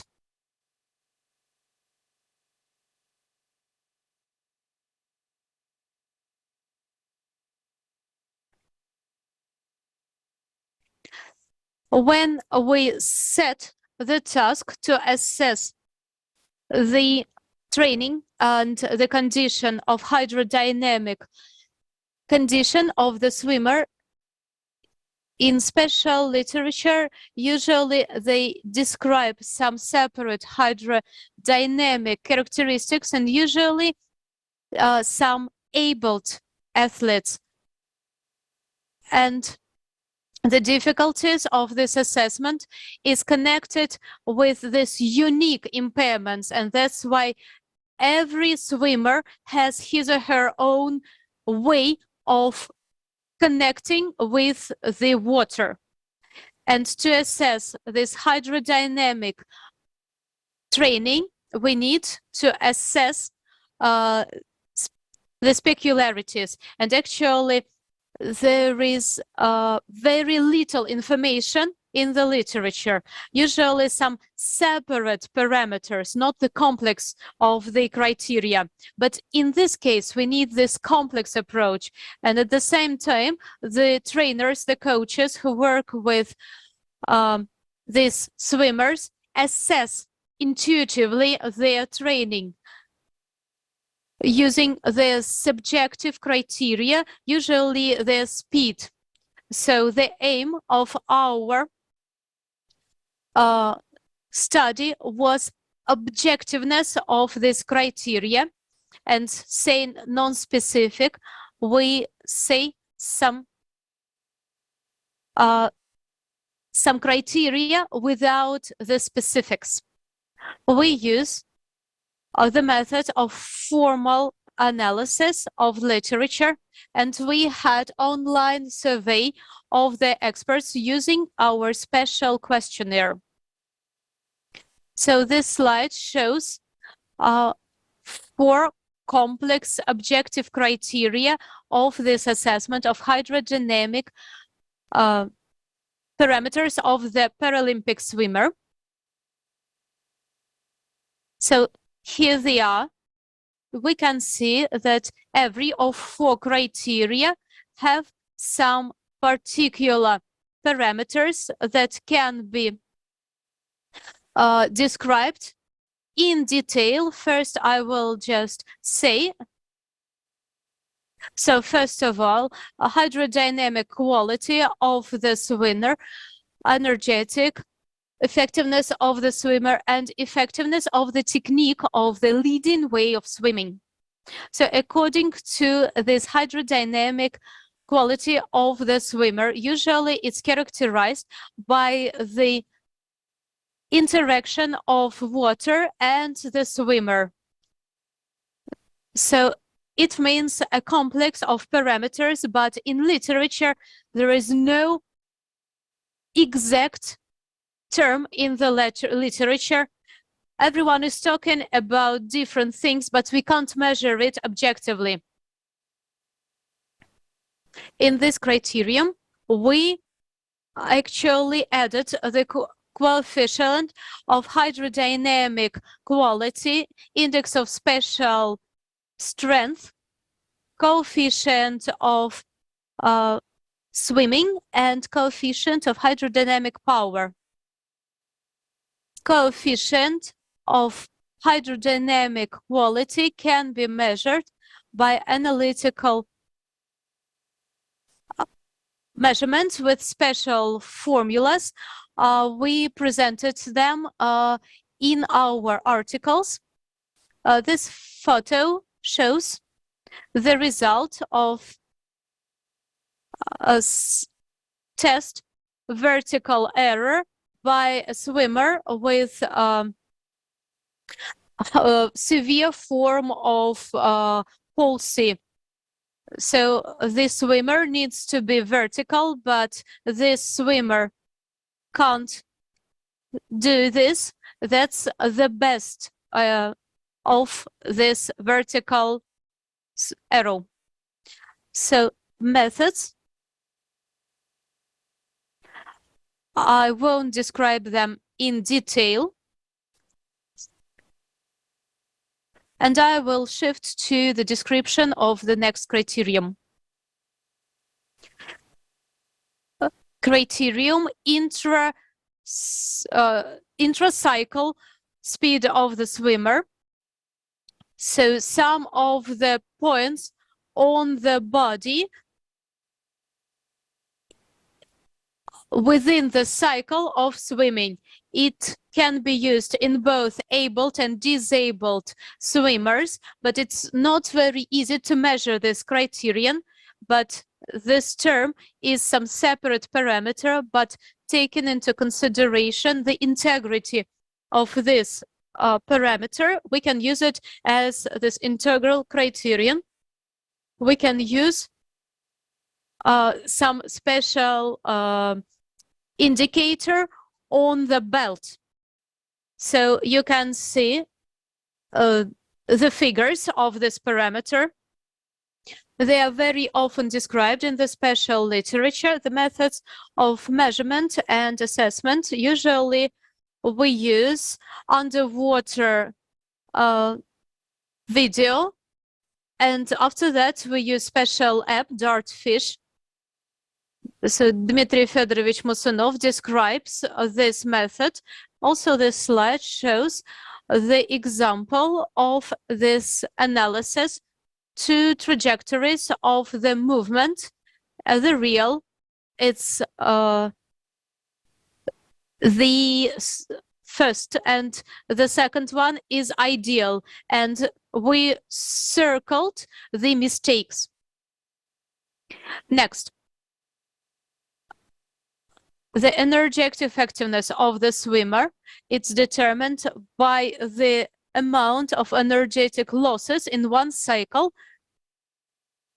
And as swimming is non-linear process, and the process is in some moving support, and it consists of several parts of powers, and also it has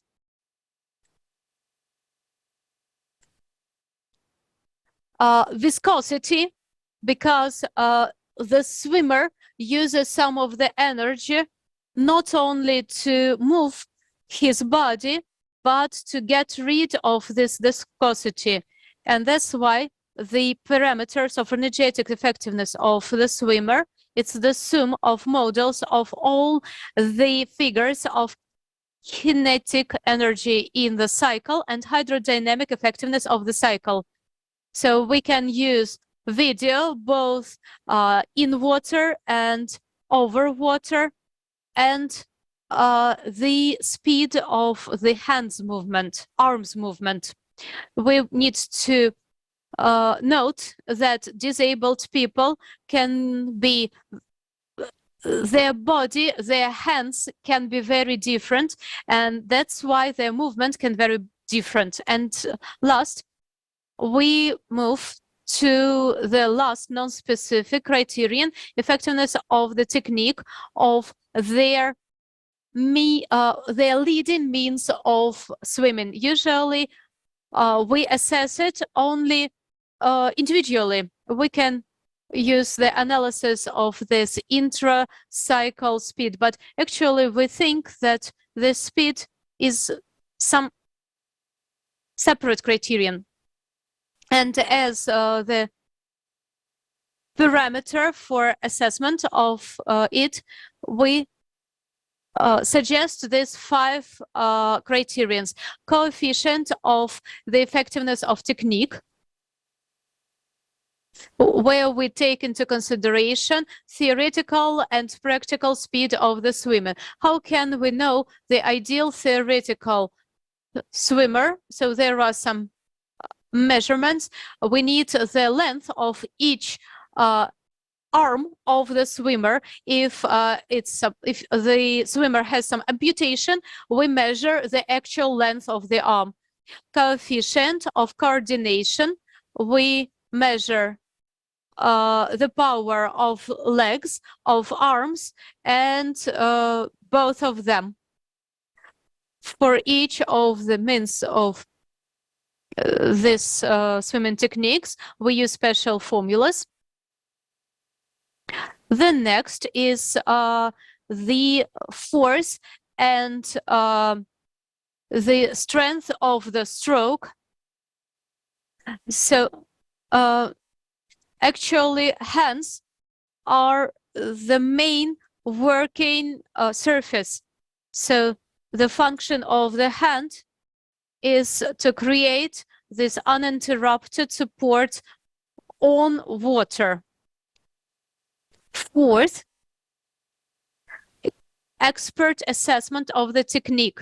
So usually the coach uses just his own experience, but we actually offer special questionnaire and have this concilium of 5 trainers, 5 coaches to get their professional opinion, and also the angle of the body's attack. So it should be 20 to 60 degrees, but because of taking into consideration the individual approach, everything is very individual indeed. So the methods of this measurement effectiveness was shown there. So thank you very much. Any questions? Any questions, dear colleagues? Yep. So thank you so much. We continue the work of our section. We are really happy that there are lots of reports dedicated to all the components of physical culture. And this report is dedicated to the physical. So those are the stages of the preparation of verticalization of persons after acute cerebrovascular accident. Mr. Makeyev from Lesgov National State University is going to present his report. So, dear listeners, we have our report prepared. So every year, more than 450,000 cases of strokes. Only 10% of these people can continue their working activity. All of them, 85%, need constant medical and social support, and 25% continue to be disabled. It can lead to different types of disabilities, and that's why early verticalization is a very topical issue to return these people into their professional activity and everyday life. The goal is to work out and have some scientific basis for people who underwent stroke, taking into consideration individual moving activity. This study was carried out in St. Petersburg. The patients had this physical rehabilitation exercises within 2 months, lasting 45-60 minutes. Patients from 33 to 83 years old with the consequences of stroke after hospital. So the exercises were carried out according to our own methodology.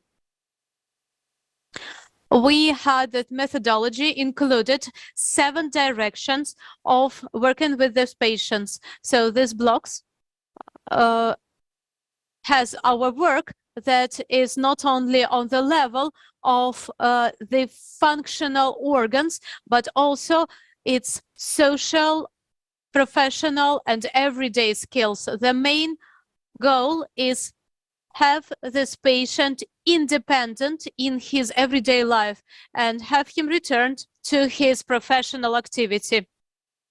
Rehabilitation is also important because of prevention of falling at home.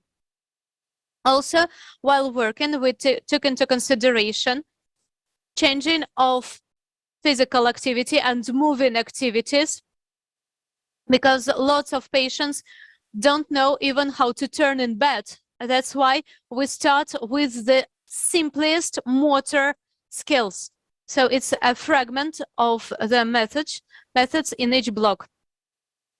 The focus of the stroke has this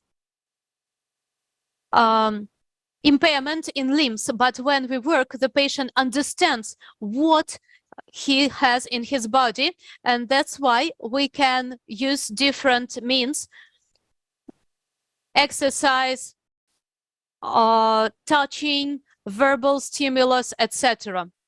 Professional oriented block is connected with the job of the patient. If our patient used to be a hairdresser, we can use it in the exercises with hand, because it will actually promote recovery. Because of this depressive syndrome of these patients, we use positive approach. We need some artistic elements, because here our patient tried to draw, to paint, and that will promote motivation and recovery.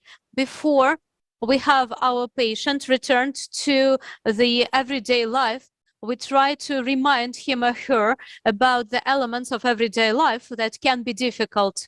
So you can see it's visible words, opening the lids, working with equipment, etc.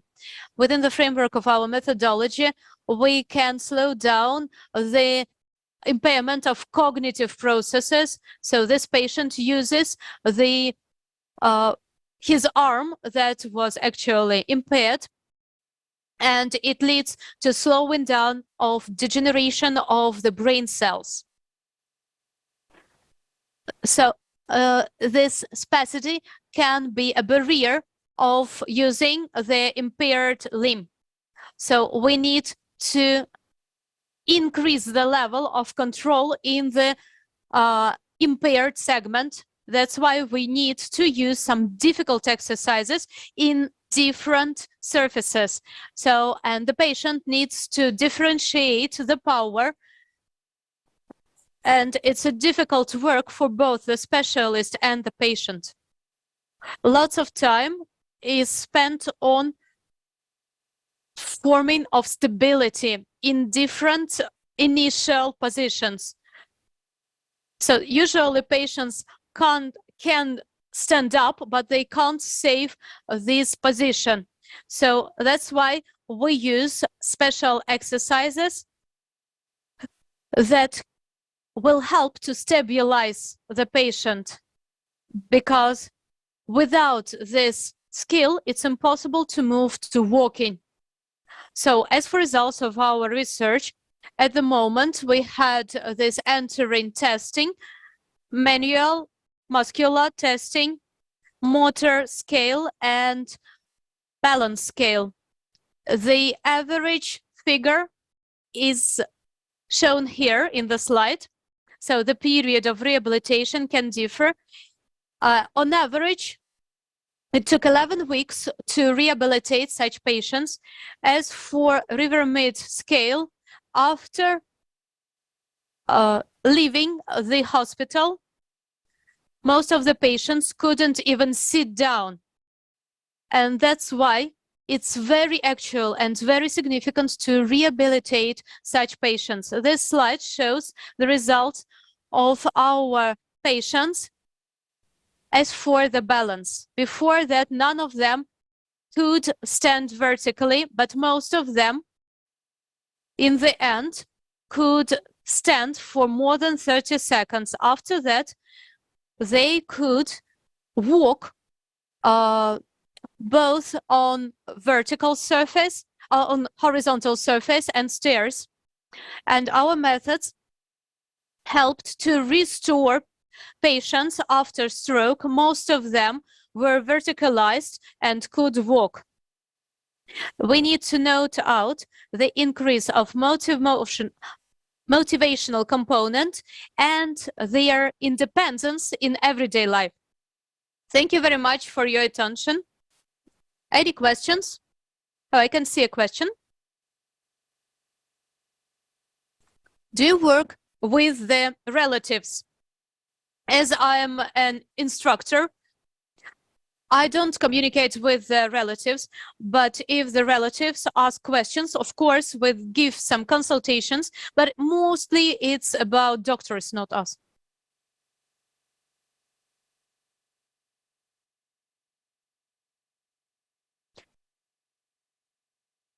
Do you give exercises to train at home? Well, usually, yes, relatives usually ask us to have this complex of exercises and train it in everyday life. And actually, these patients are monitored and they can contact us if needed.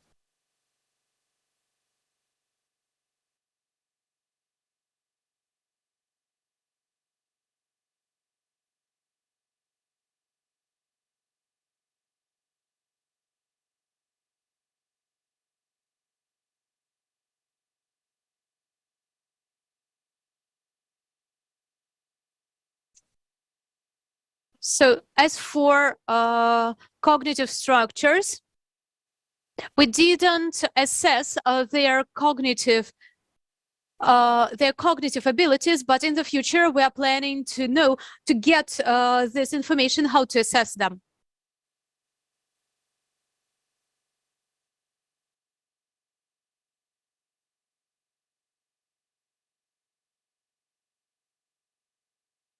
Thank you for your questions. So once upon a time, stroke patients were of 60 years, and now they can be 6-year-old patients with strokes. Dear colleagues, we have a break. So before this break, we will have another report by Grigorieva, Professor Grigorieva,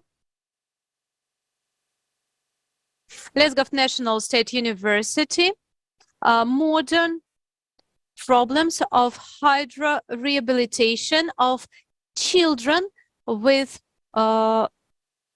problems.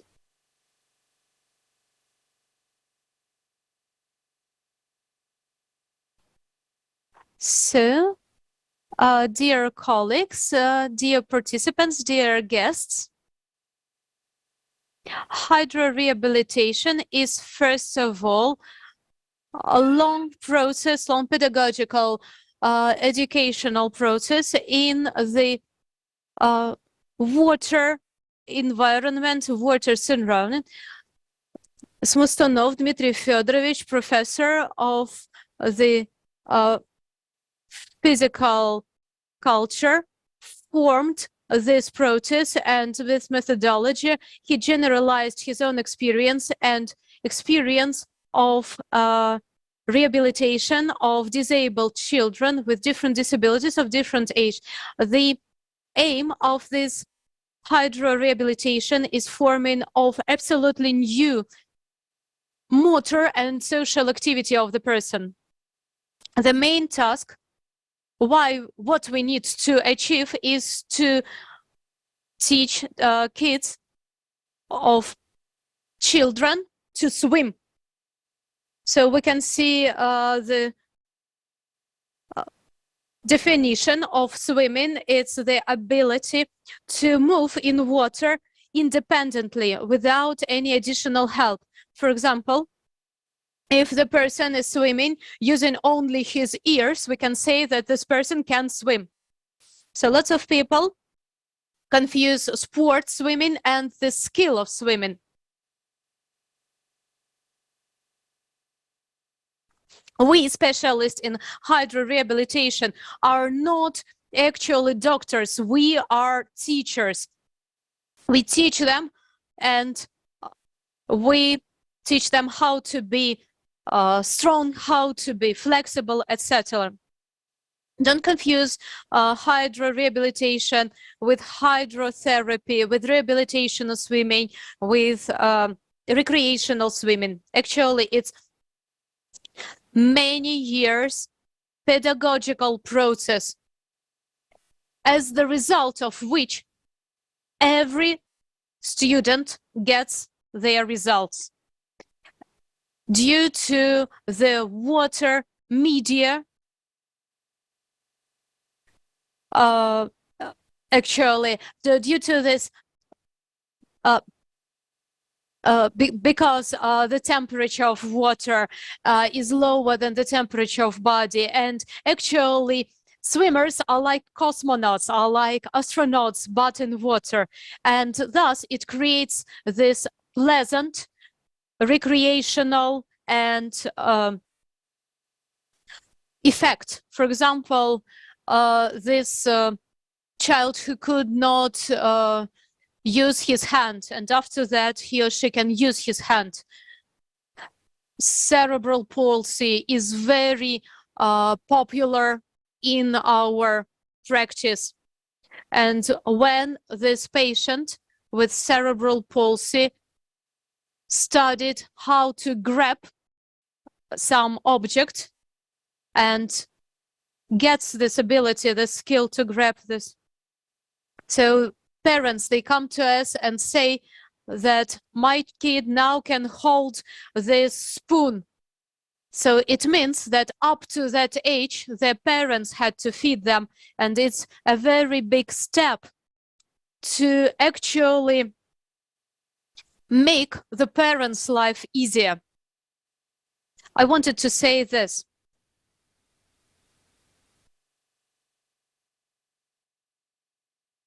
At the present time, specialists in the field of hydro-rehabilitation are very sought after because of these children who have their health limitation all over the territory of Russia, because professional preparation can promote safety of this training and their good results.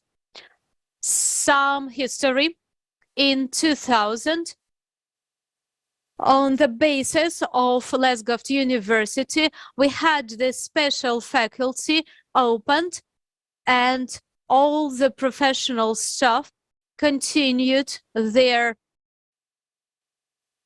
research to improve the results of these techniques. And before that, this work had already been actually performed, but after that we had special scientific and pedagogical faculty headed by Masonov Dmitry Fyodorovich, and they actually fulfilled all the necessary tasks of this profession.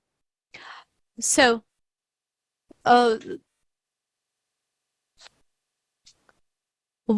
our faculty worked out this profile of hydro-rehabilitation, in the framework of which we taught students a whole complex of disciplines that had some special requirements to the professional skills within this profile. We had successfully approved 4-staged preparation of the specialist on hydro-rehabilitation. How can we prepare this person? What knowledge, what practical skills this person needs to have this profession, to work with disabled kids? Graduates of our faculties, they taught lots of disabled people with both mental and physical disabilities. They prepared the winners of St. Petersburg competitions. You can see their students there. They also started from scratch. They started to learn from the professors of our faculty what to do with the child in water and how to get approach to this or that child to provide safety and effectiveness of the process.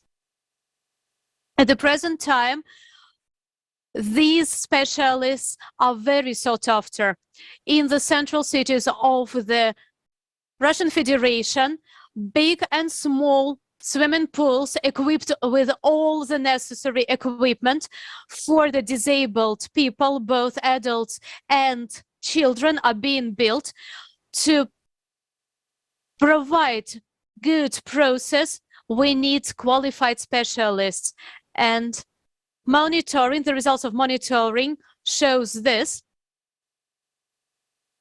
In the conditions of the joint diving together, the teacher and the student, it's impossible to organize the class for the disabled kid when the trainer is not in the water. It's individual approach, and it's joint diving of teacher and the students. To work in these organizations who provide this service, we have specialists who don't have this practical experience and all the necessary skills and knowledge. It's due to the absence of this organization of preparation of qualified specialists on all the stages. Organization of these classes unfortunately have negative experience for both the coaches and disabled children because of the absence of positive results due to non-professional services in both deep and shallow swimming pools, because the trainer doesn't have this firm surface, and the trainer needs to hold it, and it's very, very difficult physically. If it's in some shallow swimming pool, because there is this support, this firm support, we stand on the floor and we can provide all the manipulations with the student. So using these opportunities within this report, so the question of early swimming up to 1 year, it's very popular nowadays in our country. So it's baby swimming. So these practical classes are held all over Russia, and at the present time, there is no professional standard approved by the Ministry of Sports. And if the approach is non-professional, with inadequate methods, can be dangerous for the students. Unfortunately, negative experience can be seen. In particular,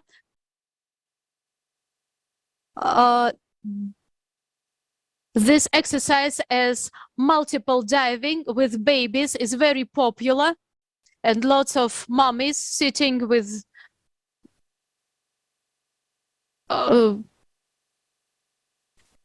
having this experience of lots of beautiful pictures when the baby is swimming underwater and it's smiling. So come here. So when their parents have their baby delivered, they give their babies to these classes, but they don't know anything about the skills and experience and knowledge of the specialists. And as a rule, these lessons are usually paid. They are commercial. Okay, very, very in detail. That's why just in the future, if you face the situation that you would like to give your baby to this early swimming, please assess adequately the specialist and the idea itself, if it gives positive or negative results. In 2016, I listened to a wonderful report. It's the transfer of negative. 1 second.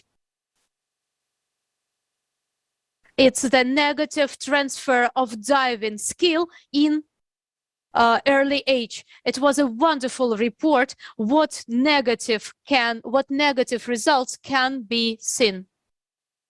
So, summarizing, absence of this preparation of qualified specialists need changing in the professional sphere of education, working out of the complexes of modern, accessible, basic, at least basic means and methods aimed on the forming of stable skills of the specialists in this field. And in the end, I would like to underline that we are talking about hydro rehabilitation, but we talk about hydropedagogics. Thank you for your attention. Thank you, Daria Viktorovna, for this emotional report. Actually, you talked about lots of questions. If you have any questions. Actually, Daria Viktorovna has answered lots of questions, but she can be talking for a long time. But we are waiting for your further reports. Now we have a break up to 3 p.m. Please, at 3 p.m., we are waiting for you to continue our section and listening to the equally interesting reports.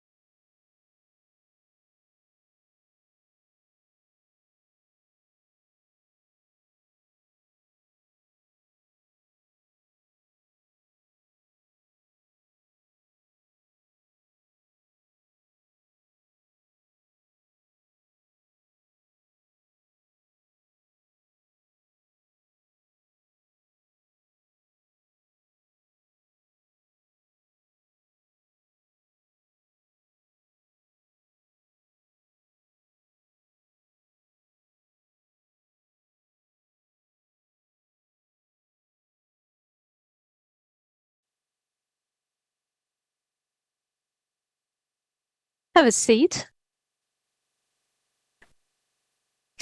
We're starting the second part. And the first report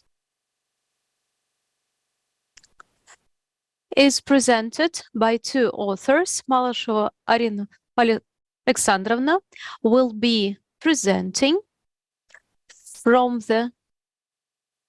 Lesgovt State National University.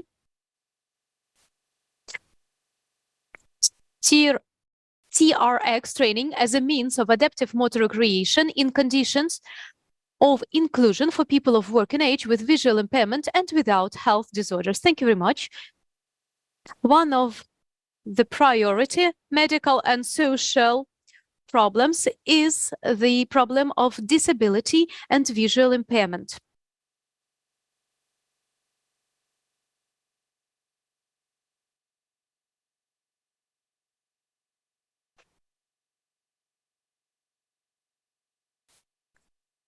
Hello, I'm going to start once again.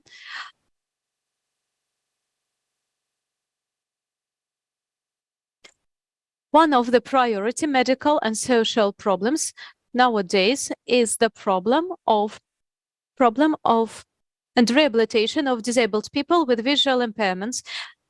This problem is actual because of the high level of disability and decrease of the life quality.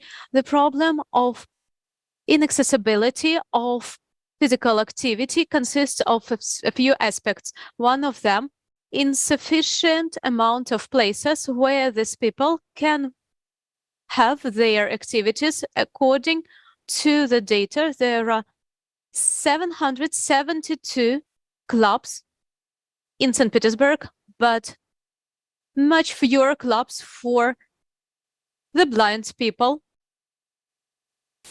They cannot provide an opportunity to work in groups for them because of the absence of opportunity to control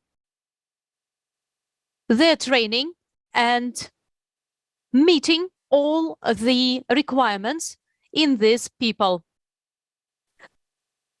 This can be seen as unfair limitation, especially if this visual impairment was acquired, and it can really damage the quality of life. Unfortunately, there is the problem of its accessibility, and those people with visual impairment need some accessible means of physical activities as inclusive organization of their physical activity in fitness clubs.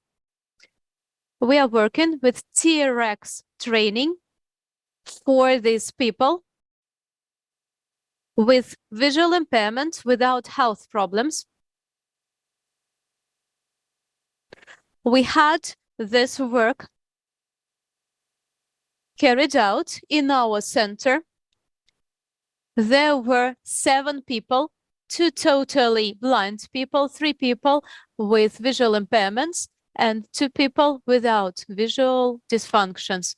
To assess their physical qualities, we used the functional movement screen. It was approved by the Ministry of Health of the Russian Federation. Functional movement screen includes 3 fundamental ranged movements that acquire mobility, flexibility, and stability. We used TRX loops once a week, 60 minutes within 12 months. 2 loops with controlled length are used.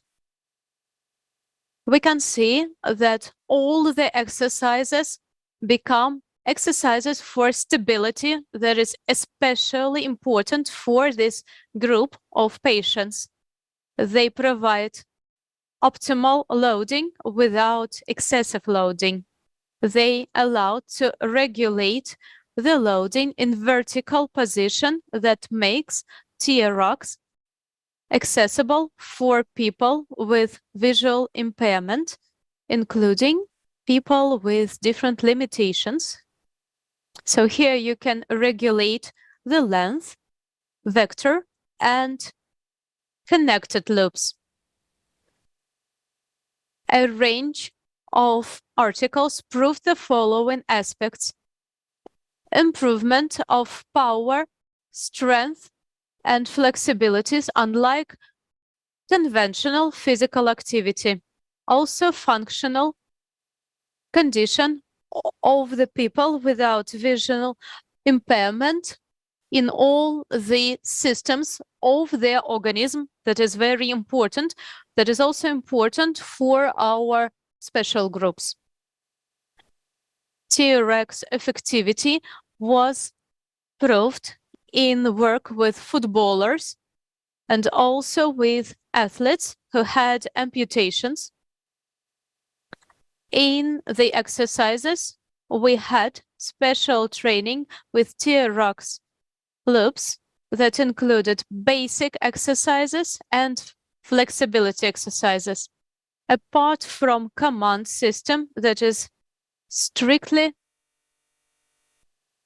arranged, it has the name, the position of the body, starting position, and reverse. In inclusive group, we had this technique of visual motor repeating. So these are descriptive images, feelings that the patient should have, and comparison.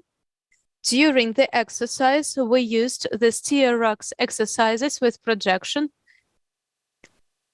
scapular retraction, push-ups, squat, lunge, hamstring curl, and plank in TRX technique.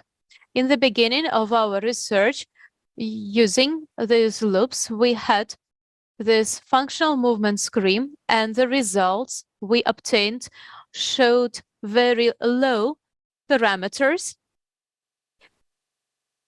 Out of these parameters, we had nothing in some of the participants. When we had the same test in 10 months, we saw great improvement. As for people with complete blindness, they could overcome all the restrictions and lots of improvement in the other exercises. As for the two other groups, they managed to have all the exercises, and the differences were statistically significant. And the participants felt mutual support, emotional stability, and positive condition. So we can talk about positive influence of TRX on the group to optimize the physical and emotional condition of these participants. That proves the absence of necessity to segregate people in fitness groups according to their blindness or visual impairment. So it can be used in the inclusiveness of the fitness clubs.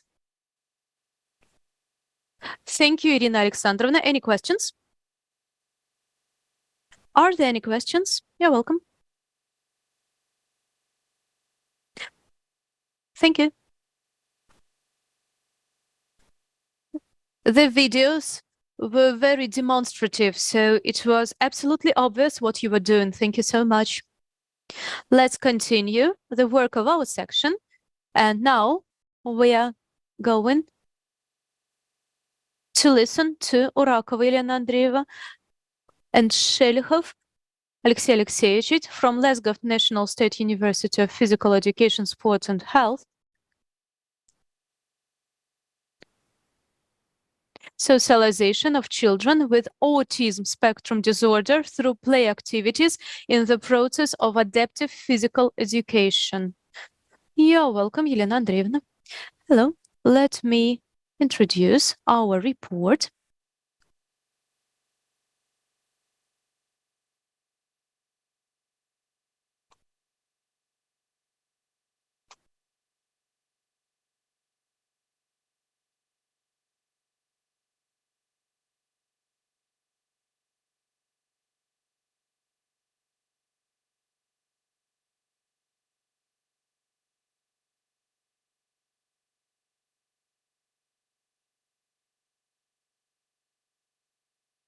Children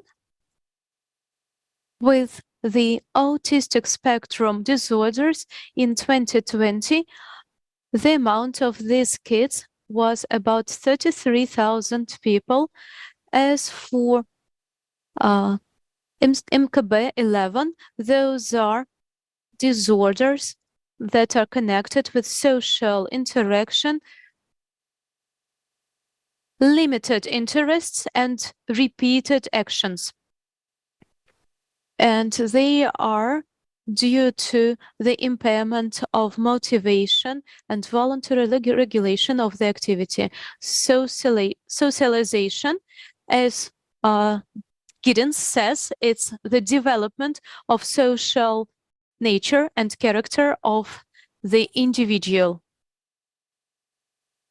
Talking about socialization with autism, their abnormal behavior is due to abnormal understanding of the environment, due to their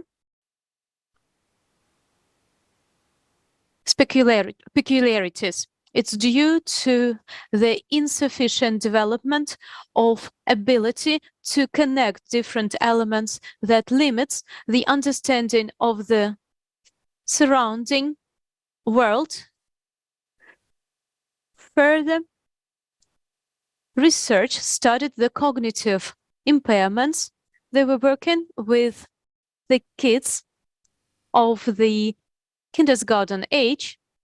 Their playing activity was very monotonous. They didn't understand the rules of the game. They preferred playing alone. They had motivational impairments. They couldn't organize their own activity independently. One of the main institutions of socialization is the educational system. The goals are determined by the Ministry of Education and regional and federal orders. So it's the accompanying of socialization while adapting culture and understanding the surrounding, developing personality, integrating into society, etc. At the present time, children with autism have their own social and educational programs that provide special socialization with special approach to their peculiarities. But we still need to independently develop such programs in every institution, because such people are very different. Equipment can vary in different institutions. Also, evolution of the society has higher requirements to these institutions, and that's why we need some new methodological guidelines to socialize, educate, and develop these children. Play activities are extremely important for babies, toddlers, and small children, because during the game, such a child can actually develop different features of their personality. This game allows to adapt some social roles, but children with autism cannot adapt these features. There is impairment of play interaction with children, not only due to motor impairment, but also some social impairment. Also, it's impairment of collective attention, of copying and social interaction. Impairment of communicative sphere. They cannot interact with the peers and they have disorders of their cognitive development. Also visual and motor coordination and difficulties with motor tasks, peculiarities of play activities of children of autism is connected with their inability to pretend to be another person. They cannot retain their attention. They cannot follow the game or change the rules. They cannot understand the social actions with the subject. So we studied individual and collective games. In collective games, children could copy the activity of the adults, follow the rules, etc. In individual games, children ignored all the rules, so collective play activity is developed better because these children are supported by adults, but individual game is stereotypical and monotonous. So in children with autism, play activities is actually quite impaired due to this inability to get new experience and analyze the other people's activities. Some special game can correct these problems because we can minimize the risk of negative psychological and emotional reactions. Within the framework of our research, we say that the socializing potential of the game can be obtained by educational modules that are dedicated to the special adapted games, and the socializing effect will be achieved because of the children to follow the rules of the game, comparing their activities with the activities of the character, etc. Thank you for your attention. Elena Andreevna loves questions.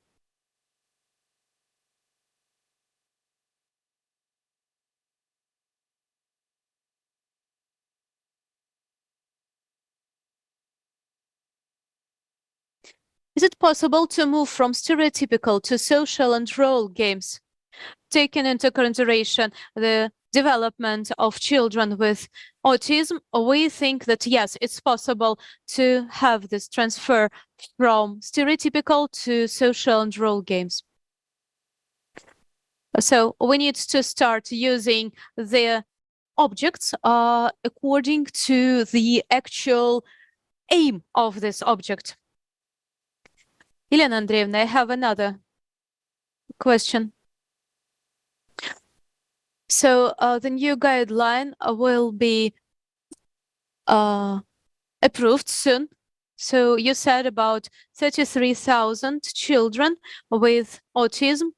So I think that there are more of them, and probably you need to work with more children. Yeah, you're right, but according to the official statistics, these are the figures.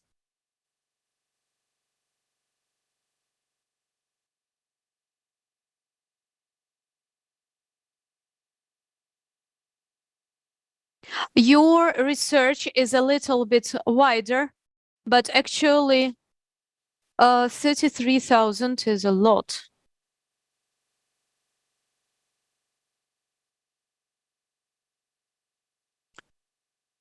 Thank you. So the next report is by Minakaeva Natalia Viktorovna.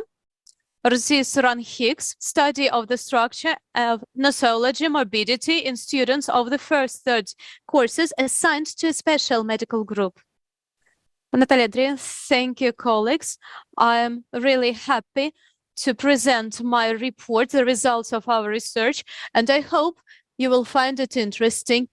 In the organization of studying in university, it's very important to follow the health of your students before the beginning of the studying, when you take into consideration the disease, the preserving of the main functions of the organism. Special medical group include students with some impairments that limits the participation in the main group. And it regulates the shifting of homeostatic systems, and that's why we need to analyze the analysis. We need to analyze the results of the medical group examination and making some decisions. We were studying 822 medical histories of the students of the first 30 years of our faculty. All of them were allowed to participate in the physical education in special medical group. At the present time, there are 6,115 students, and 13% belong to the special medical group. While studying the materials, we found out that most of the students had visual impairment. 375 students. Second place is taken by locomotor system impairment. And third, some disorders in the physical development, also impairment in the nervous system, and other disorders 1.5%. So these disorders include visual and locomotor impairments, and they can be interconnected. We noted that there are students who have two diagnoses as the limitation to be included into the physical activity: myopia and scoliosis. As talking about myopia, we can say that such students can be involved in all the types of cyclical activity, that is walking, running, swimming, skiing, etc. Physical activities of medium loads are recommended. They actually improve blood circulation in the eyeballs, and intensive exercises are possible if special attention is paid to adaptive period, like games with limitation of highly intensive activity because of the head traumas. Students with scoliosis are recommended to have the same activities as with myopia, especially swimming. Also, we should exclude activities that load the backbone, especially jumping and rolling. So scoliosis and myopia can be corrected by physical activity based on the improving training. Normal physical development is also the index of the condition, and mass body index is used here. So overweight students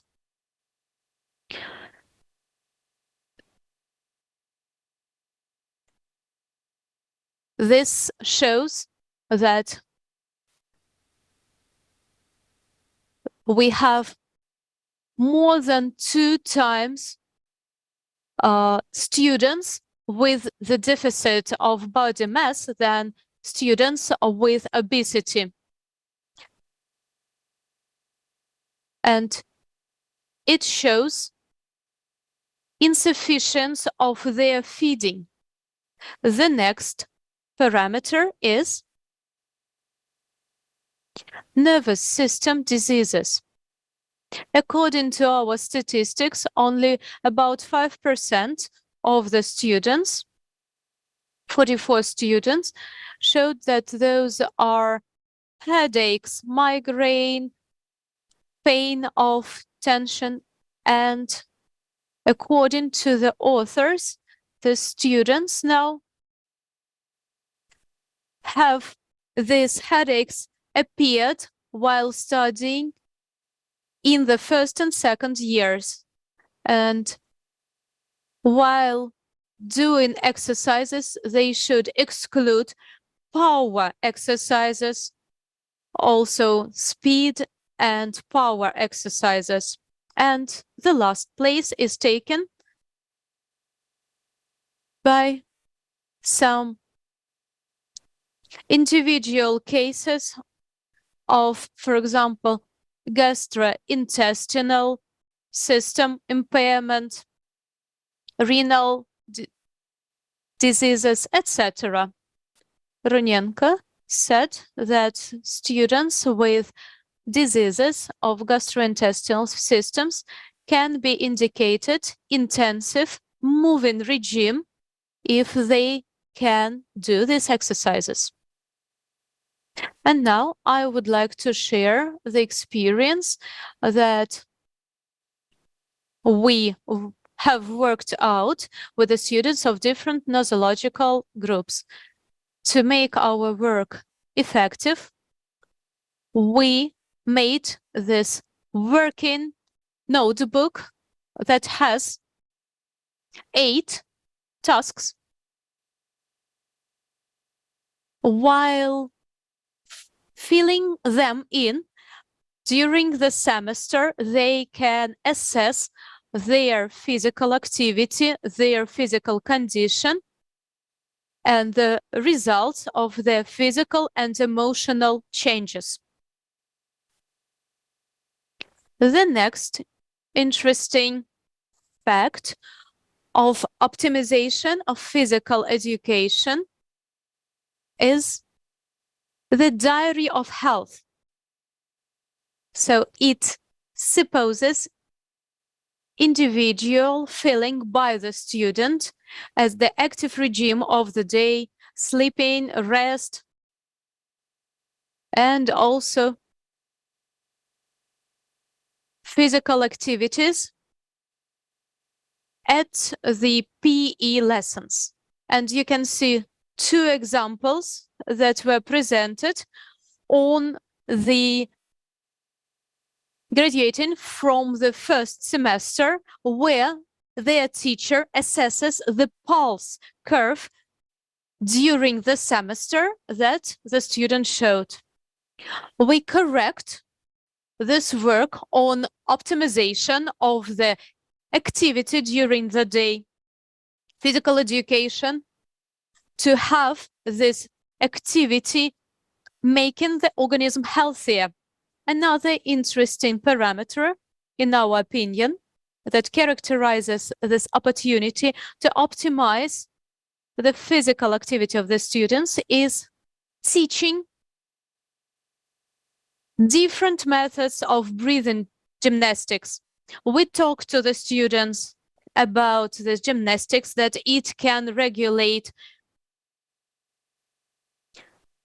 the vegetative nervous system, and students create by themselves, and sometimes they take them from the guidelines, and they bring 5-6 exercises that they can do by themselves, and they show these independent exercises, breathing gymnastics, eye moving gymnastics, as we have so many students with visual impairment. Also, 5-6 exercises do these 5-6 exercises by themselves. So here you can see a complex of physical exercises. And as for activity and independence, students have this healing complex of gymnastics that they design independently according to their diagnosis. They have 5 gymnastics, breathing, and 5 eye-moving exercises. And they also test it on their colleagues. It's also the process of socialization and adaptation. And also we create interest to our PE lessons in general. Thank you for your attention. Thank you, Natalia Viktorovna. Any questions?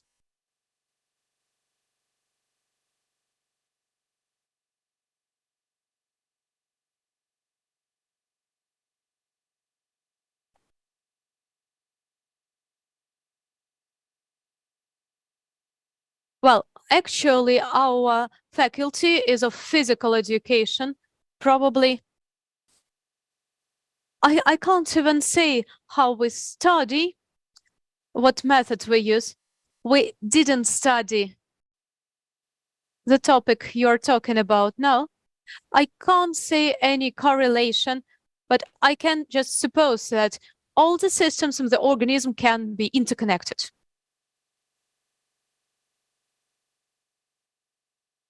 As for the quantitative analysis of medical references, no flat feet, but myopia and scoliosis of different degrees is present. I don't know if it's present in all the universities. Yes, of course. We have 2 times a week, and one of them is swimming, but actually it's useful for every nosological groups. Well, special exercises are done. So during the first semester, students are taught to do like 1-2 exercises.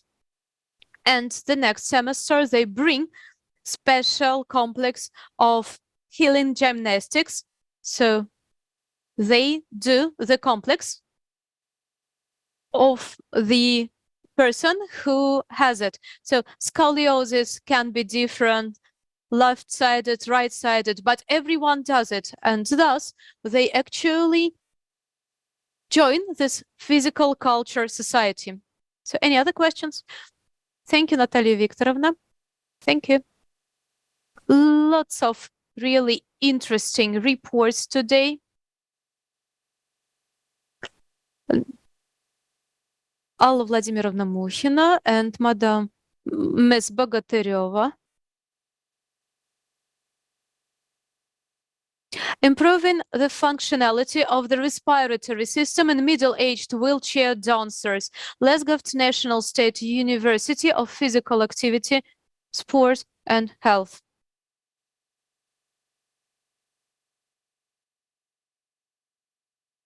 We had this experiment on the basis of Regional Organization of Disabled and Wheelchair Dancers of St. Petersburg in 2020, and from 2020 to 2022. And my colleague, Anna Bogotyryova, is a wonderful lady. Unfortunately, she couldn't visit us. She was a professional bull dancer, and on completing her professional career, she started dancing with a wheelchair dancer, young man. And you can see that this person is really aware of the subject. So wheelchair dancing is not only recreational activity, but also some kind of adaptive sports. Requirements to the technique and the movements of dancing are of great significance of the functional ability of the athlete and their features and qualities, and functional level of their breathing system really affects their effectiveness in this sport.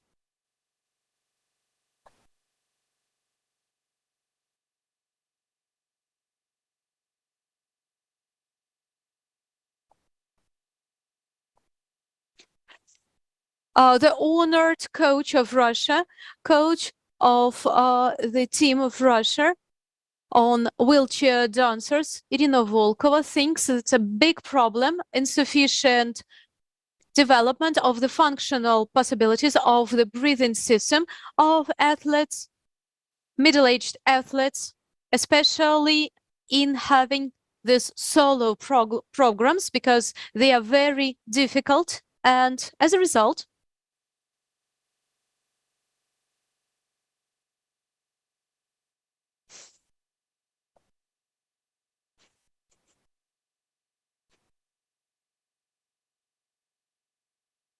here we can see the results of the survey of these wheelchair dancers. As you can see, 83% think, because they have difficulties with their breathing while filling the program, and they think that we should use some special breathing complex.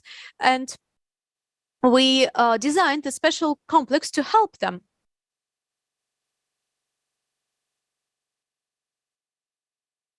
So the object of this research, the subject, it's all quite obvious.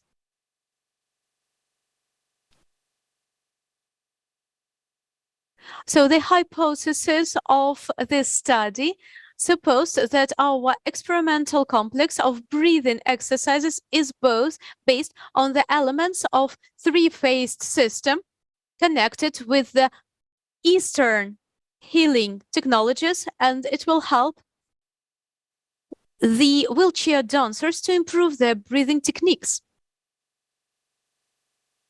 Here you can see the most important points that were reflected in this breathing exercises complex. So each exercise alone and all the complex should not create any danger to the health. The complex should meet the level of the average health preparation of the athlete. The time should not take the most of the training, impairing the sport training itself.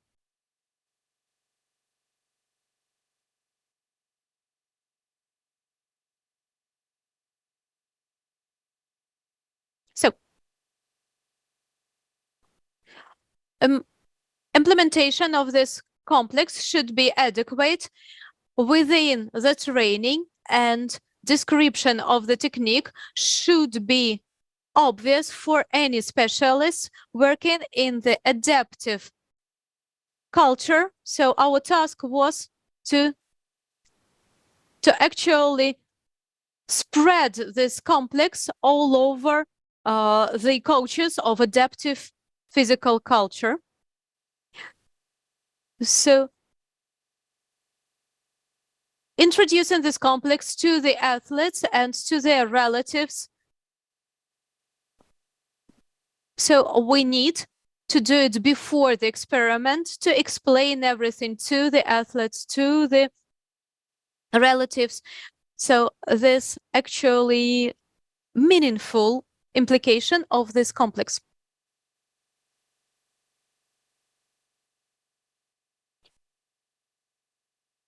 This complex of breathing techniques, exercises, has two modifications. So basic level, and the second modification is like middle level.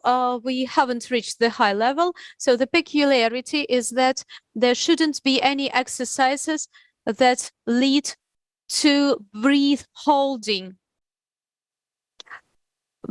because there are some athletes with the consequences of cerebral palsy, some head traumas, and these are the contradictions for them. So the first part is taken before the training itself, and it takes 15 minutes and then up to 20 minutes.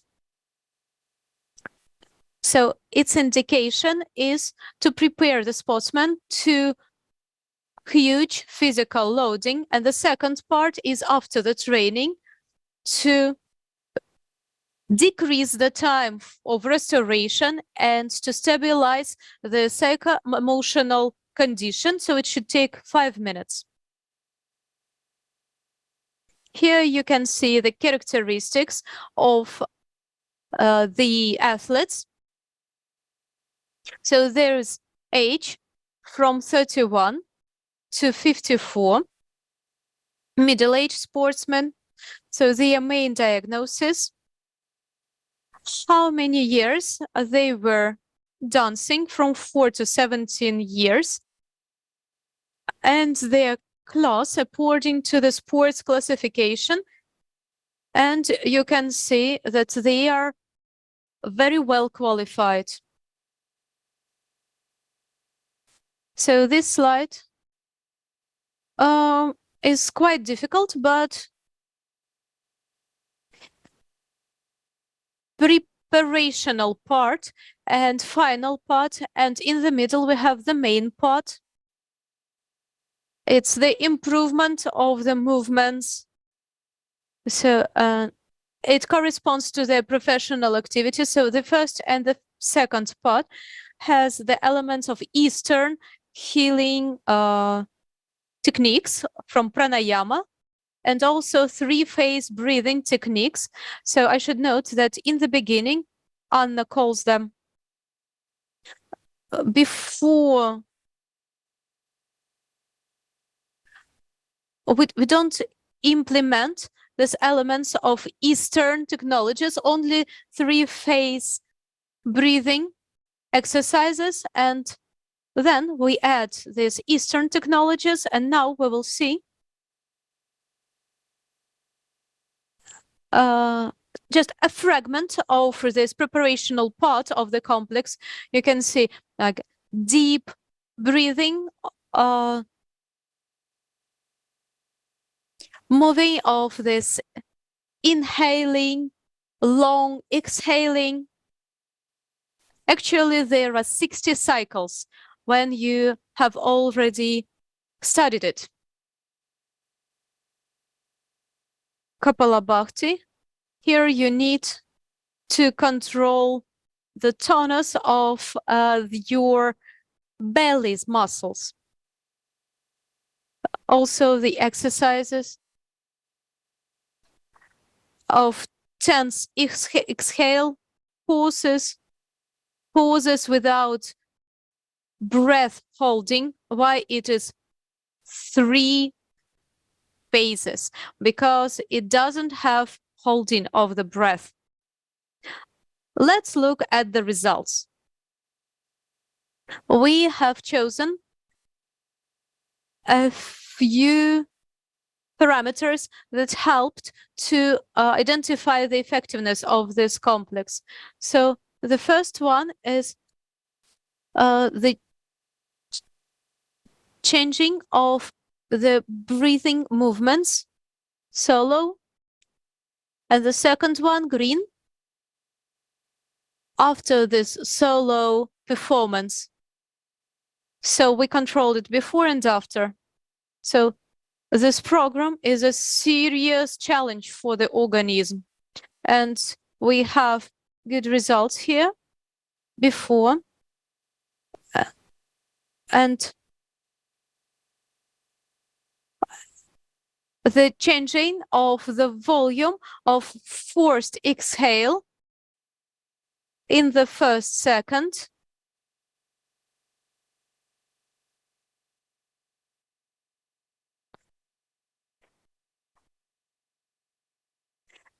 Changes of the volume of forced vital volume of the lungs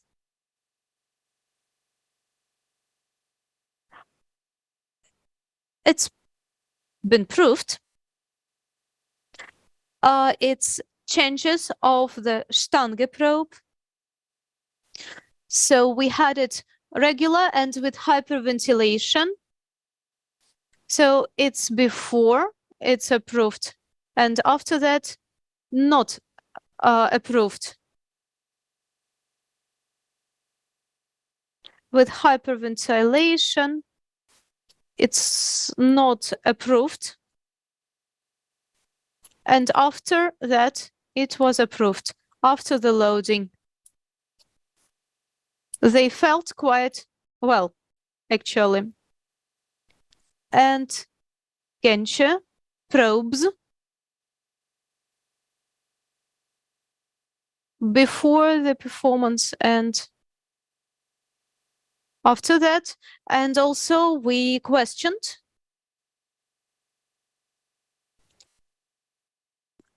about the quality of life. It's the short version. So satisfaction of health in general. We had this results, analysis of the results of initial and final testing showed that this complex of breathing techniques improves the functional possibilities of the breathing system in wheelchair dancers of middle age. Thank you very much.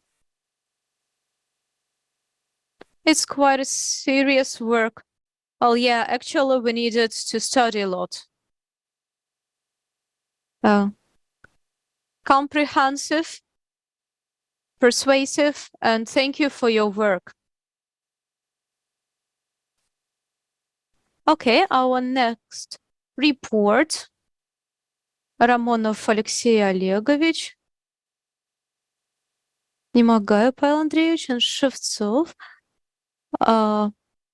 English, Lesgov National State University of Physical Education.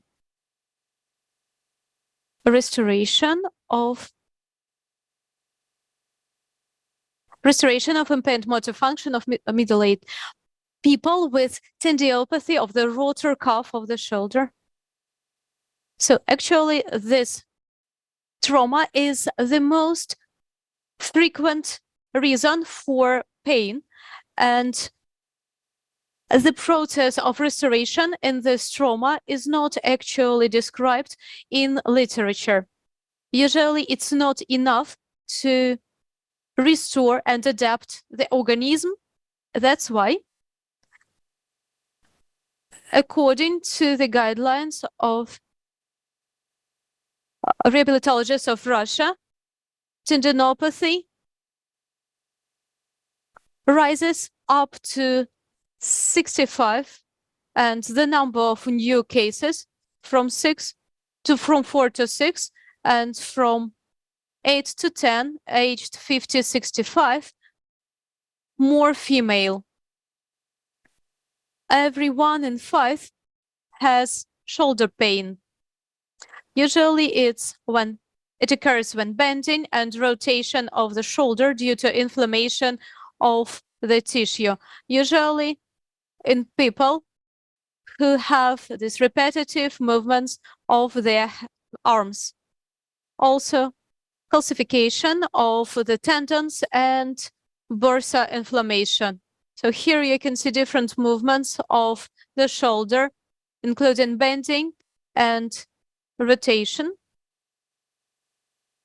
To diagnose, we use these tests: Hawkins Kennedy test and Epting-Can test. The goal of our research was to get the method to restore these impaired functions. We had it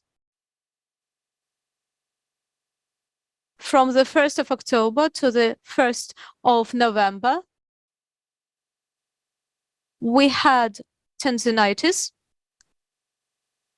that was diagnosed in subacute period of the disease. 12 weeks was the treatment, 1 day of rest. In general, 48 exercises, 30 minutes long. All the participants were tested before the first and after the last exercise. We used the following methods: manual muscular testing,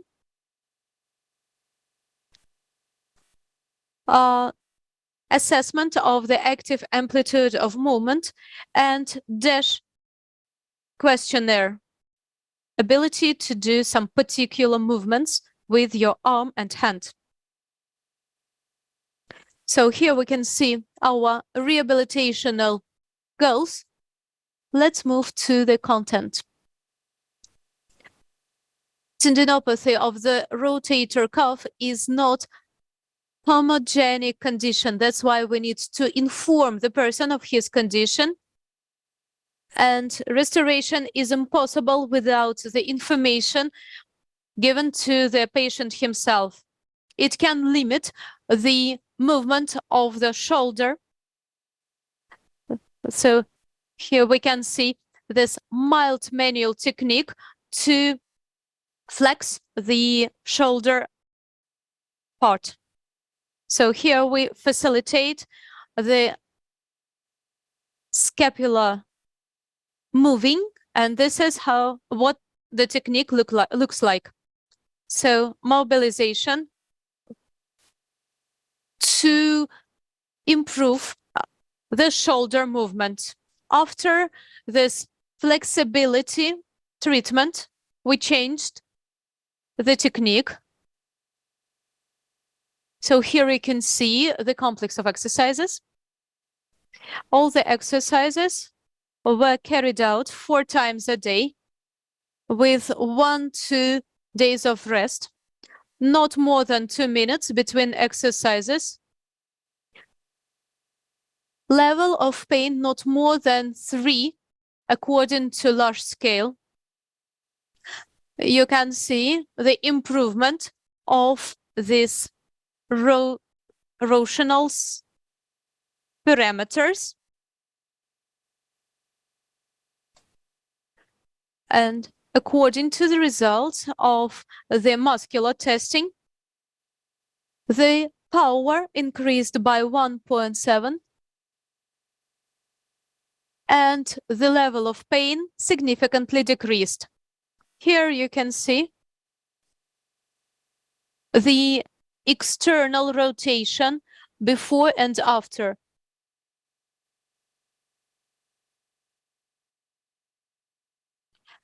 In conclusion, after analysis of the scientific literature, we found out that tendinopathy is not some homogeneous disease, and we worked out special methods to correct the backbone pains,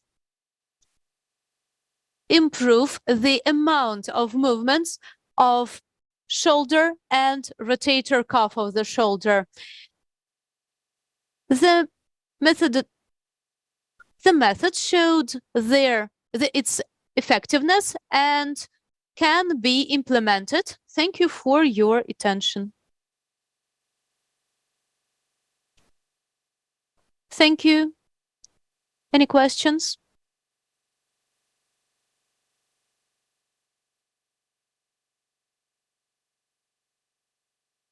So what leads to these diseases? So if we use scientific sources, most of the scientists say that it's the impairment of shoulder scapulous rhythm in the spatula. So it's mechanical overloading of tendons of rotator cuff and pain in movements.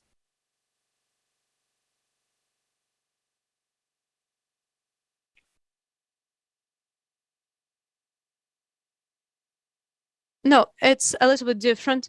Some different condition. We need to modify our means to treat the condition that is called the swimmer's shoulder. So people with scoliosis, are they more inclined? Yes, they are more inclined to get it because we actually narrow. So it's decentralization of the shoulder bone. So the work should be not only with the shoulder. Thank you so much. Thank you.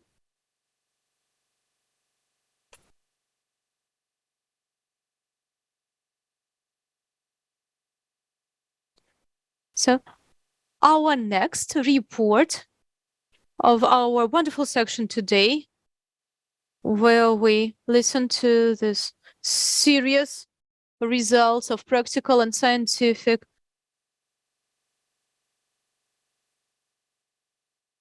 now we are going to listen to the building training sessions for young athletes with cerebral palsy.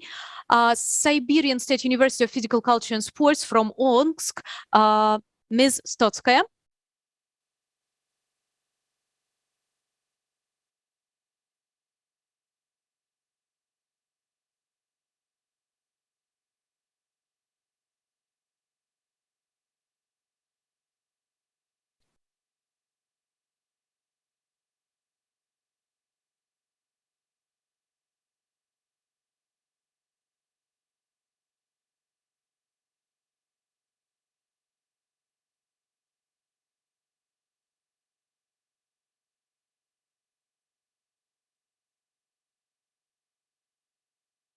Thank you very much. According to the Federal Service of the Statistics, the amount of children with cerebral palsy has risen by 30%. So the main manifestation of this disease is movement impairments that leads to the impairment of the quality of life. Adaptive sports plays a more and more significant role in the modern life. It's not only integration, but also rehabilitation of these children. But in both treatment and scientific literature, there are only some fragmental knowledge about that. Although there are quite detailed description of exercises. Most coaches use the exercises used for able children. Federal standard of the Russian Federation have this task of realization of and socialization of such patients. So this report aims to generalize all the scientific knowledge that we've got on this topic and introduction of different correcting exercises in the process of cerebral palsy children. So the methods are physiological testing and pedagogical testing. So here is the distribution of children according to their forms of cerebral palsy. So we first had their initial assessment and find out that young athletes had locomotor impairments, decrease of muscular power, dyskinesia, and tonic reflexes. So those impairments are typical for children with cerebral palsy, and these children are the majority of the athletes who work with cerebral palsy. Thus, the correcting exercises should be an important part of training process and be a large part of their physical training. The next stage was designing of methodological peculiarities of implementation of these correcting exercises. Of course, we need to decrease the muscular tonus and exercises for relaxation. These exercises were included in every part of the training, and athletes with cerebral palsy need them in their preparational part. Also, we need to use them and have exercises on flexibility, including joints flexibility, and prepare the locomotor system for the loading.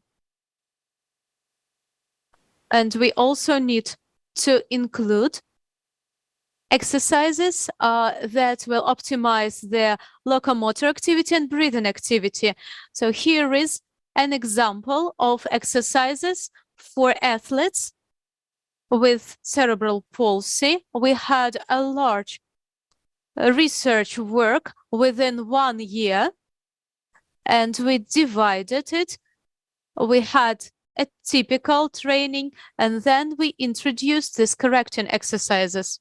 Also, we had some research on using non-traditional means of rehabilitation into training, and we can correspond it to the previous scheme. Undoubtedly, while correcting the motor impairments, we get positive influence that are shown in this good results.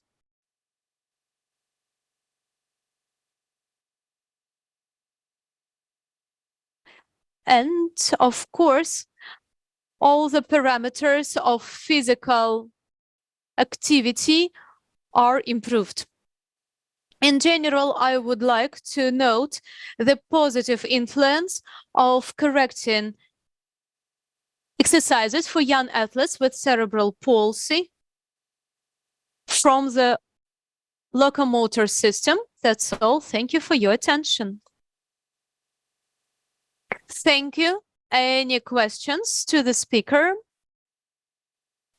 No questions. Thank you so much for your interesting report.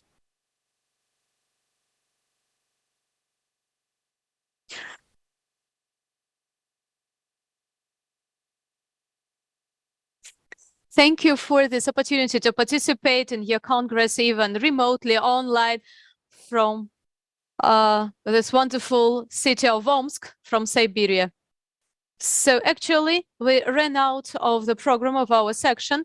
So before I express my gratitude to all the participants, I would like to hear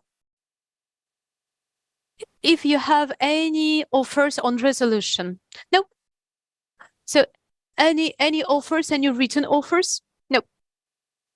So, dear speakers, dear listeners, dear participants of our 11th International Congress, Health, People, Sport, thank you very much for your interesting reports, for your interest, for your attention, for enthusiasm, etc. I would like in 2 years to see you here at our next International Congress with new reports, new